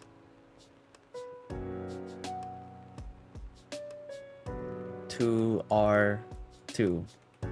R3 minus 2 R of 2. This one will be 0, right? R3 minus. Because -2 minus -2. Oh, good job, Void Host. That's awesome. Amazing. Very inspirational. So 1 minus 6. Minus 5. 0. Nothing. Minus 5. Minus 2. Right? Yeah. Okay. How many times do you need to goon to gain a stronger right hand? I'm left-handed, so immediately invalid. Alright, let's do the fourth one. We can do R2 plus R1. Right, so R2 plus R1. 1. Nothing. 2 plus R1. 0. 1. 0. 1. And then 5.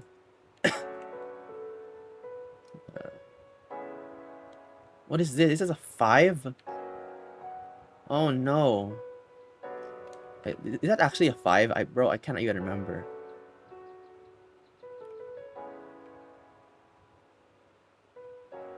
Oh, that's a 2. No, that is a 5 because it's a fuck. Man. Alright, so I have to do this one. I can divide this by 5. I can divide this by 5. So I can do R3. I can just divide by -5. So this one will be a 1. This one will be -1/5. Wait, that's a negative, right? Alright, -1/5. This one will be 2/5.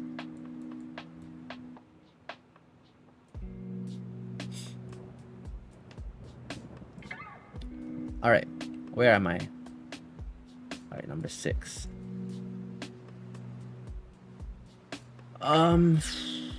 R1 plus 3R3. Let's do that. Nothing, nothing. And then this one's 0. Nothing. This one will change though. Plus 3R3. So minus 3/5. 6/5. That's a 0, right? Alright. 6/5.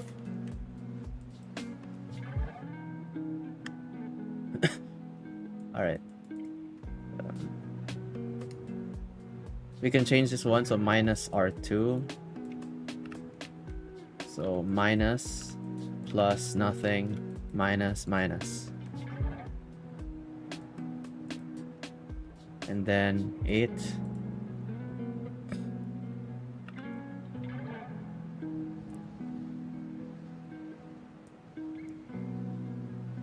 We can do R1 plus R2. Wait, I feel like I'm doing something wrong again. No, it's R2 plus R1. R2 plus R1. Because what, -1 plus 1 is 0.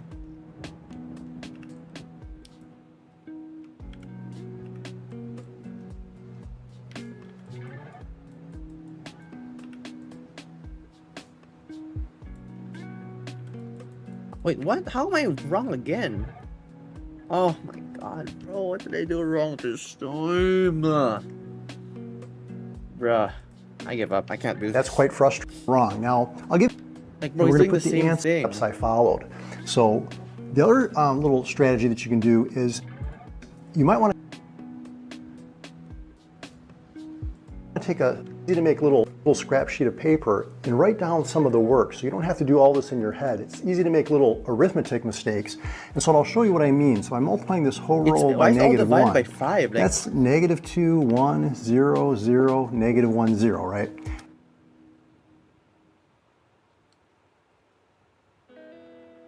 it's R3 minus R2. Row 3, we're just going to keep the same. That's 2 straight down. So 0, 3, 1, 0, -1, 1, 1. Yo, oh my god, bro. This is my brain actually hurts, bro. I actually want to I'm considering ending the stream, but like I feel like I haven't learned shit.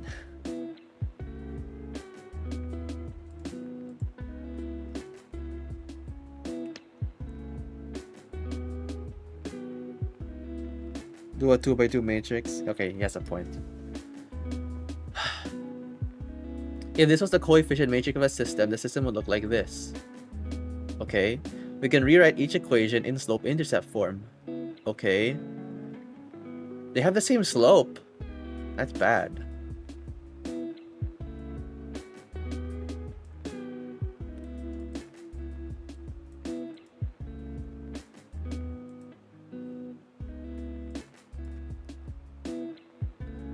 Let's see. What is a determinant?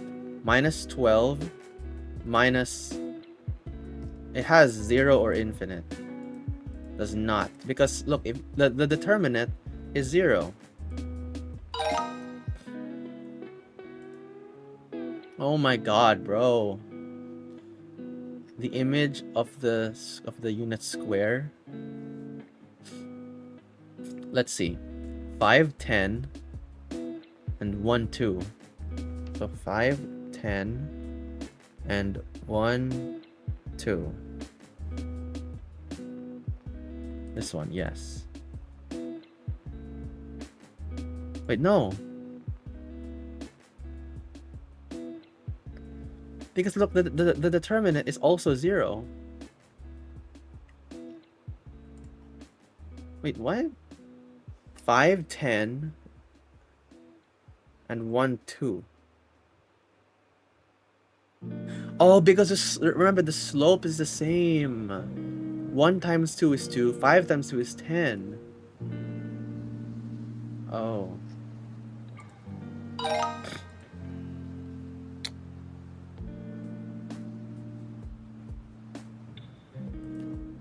What is a matrix determinant? So 66 minus 21. 1, which is 45. Yes.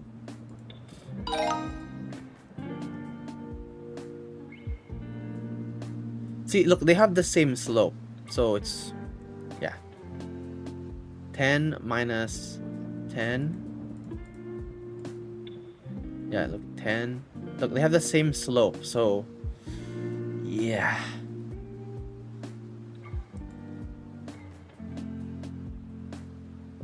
Hello.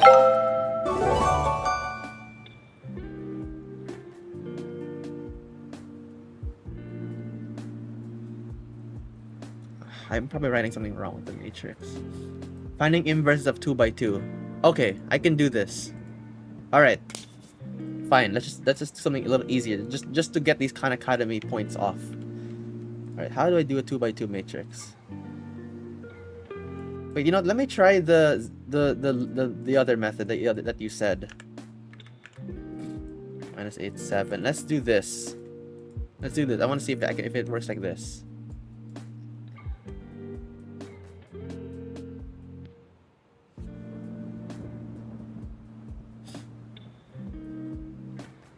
Okay, let's do 2. Let's just do 1, 2. 2 plus 1. 0. 2 plus 1. 7 minus 8 minus 1. 1.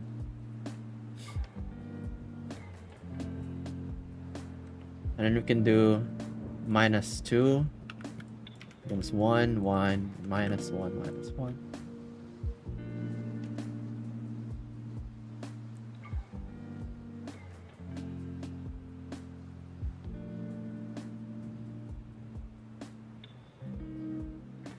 You can divide it 1 over 2. You divide this by 2. 1 minus 4 1/2. And then we can do 1 plus 4 2. 0 minus, but like, why is there's a problem? It's a fraction. Look, like it's supposed to be whole numbers, bro.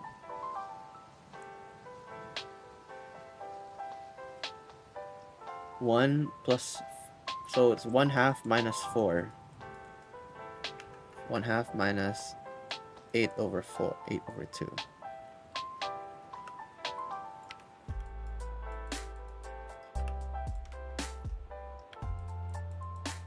Like, this will be the matrix.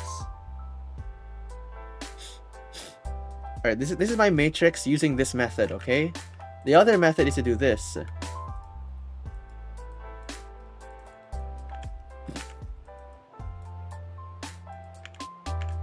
Do this. Switch to 2. 7 and 2. Do the sign. Divide by the determinant. The determinant, the original, is 14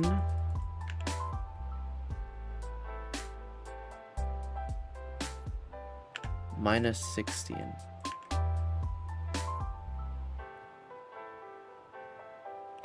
So minus 2.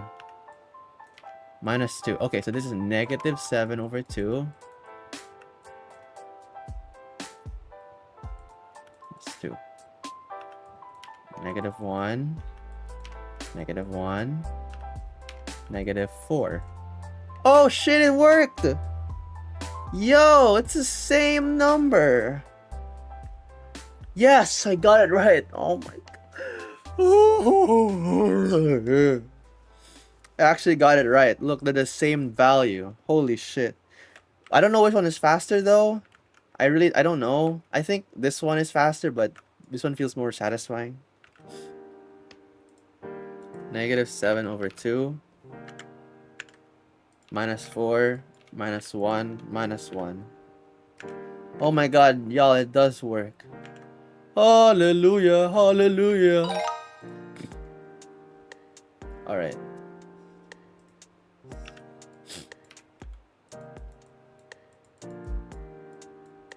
I think if it's 2D though, I'm not gonna use row echelon. I'm not gonna reduce it because it's just longer. I feel like the quicker method is switch the two. You know, this, divide by the determinant. Right, like this. Divide by, what's the determinant? Minus 90 minus 6 plus 60. So minus 30. What the hell?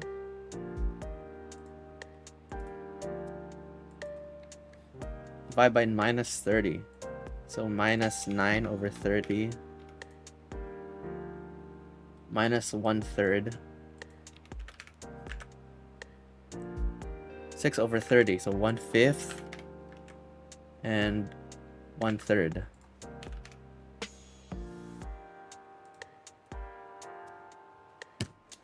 Ah! Oh, it's because of this. Okay. I'm sorry for not simplifying that one, okay? My bad, geez. Okay, whatever.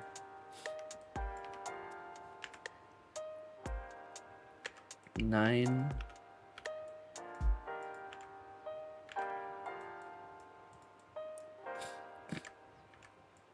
Divided by 9 minus 16 minus 7. Right? So negative 9 over 7, 4 over 7, 4 over 7, negative 1 over 7. Alright, bet.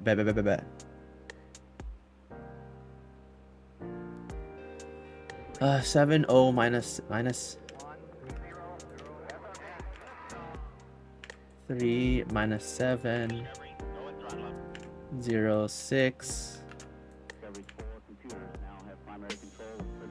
21 minus 21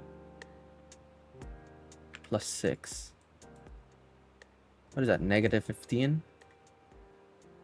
So negative 3 over 15. So negative 1/5. 0. 6 over 15 and 7 over 15. Check. Bro, what's wrong this time?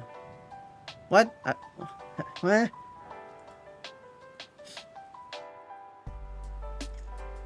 What? Negative 1/5. 0 divided by what?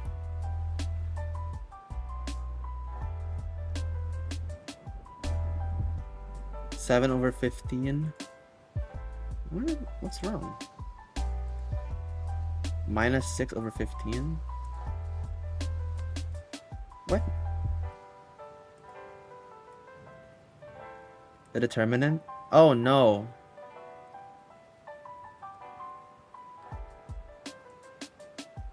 Wait, 7, 14, 21.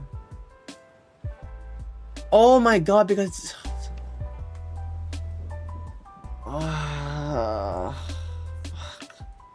always that one thing, bro. Multiply by 0, it's 0.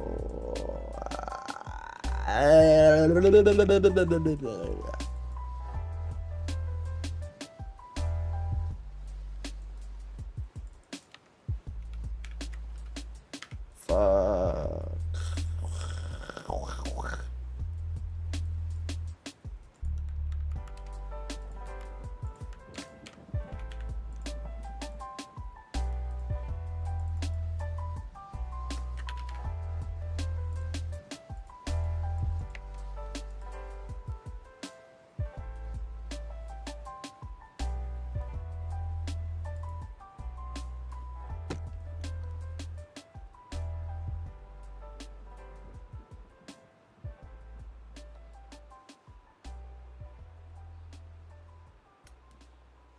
Minus 1 over 7, right?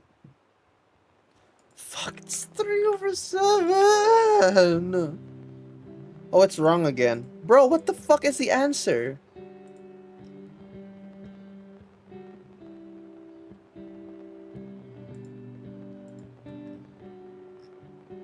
-2/7?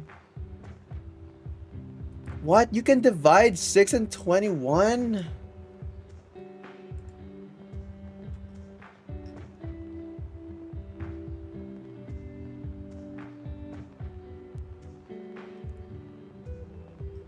I didn't know you can simplify this.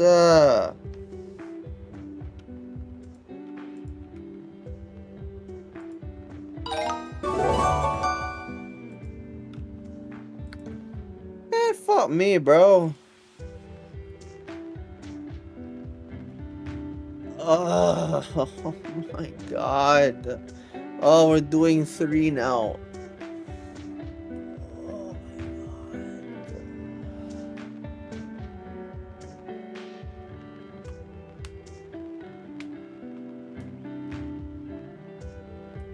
Damn.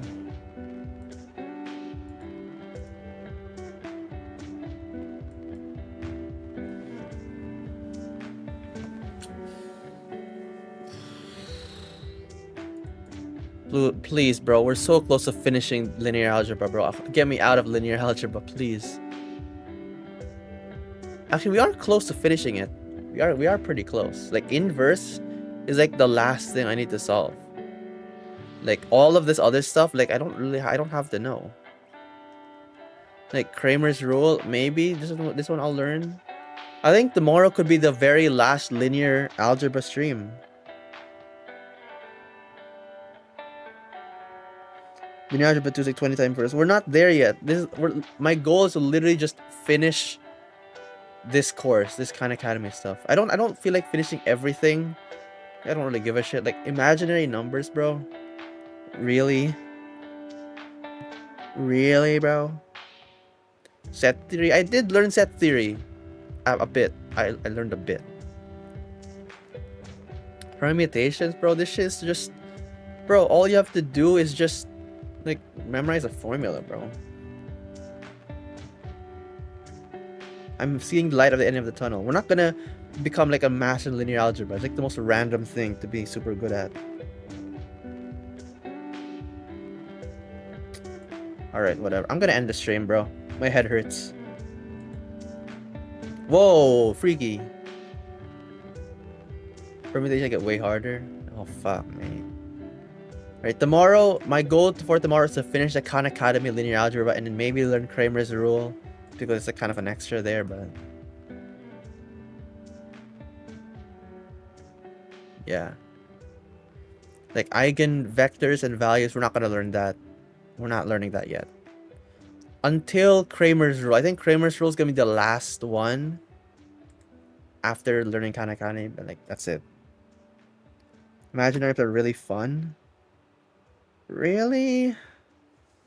Really? It just can kind of...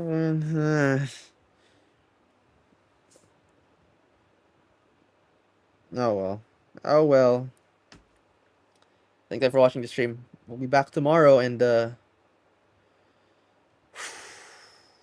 fuck. Learn the Laplace formula. We're not there yet. Hold on. Okay, so today we learned about the primary thing we learned today is getting inverses. That's like the one thing we learned today. Hey, any progress better than no progress. But yeah, thank you guys for watching and see you and tomorrow on God.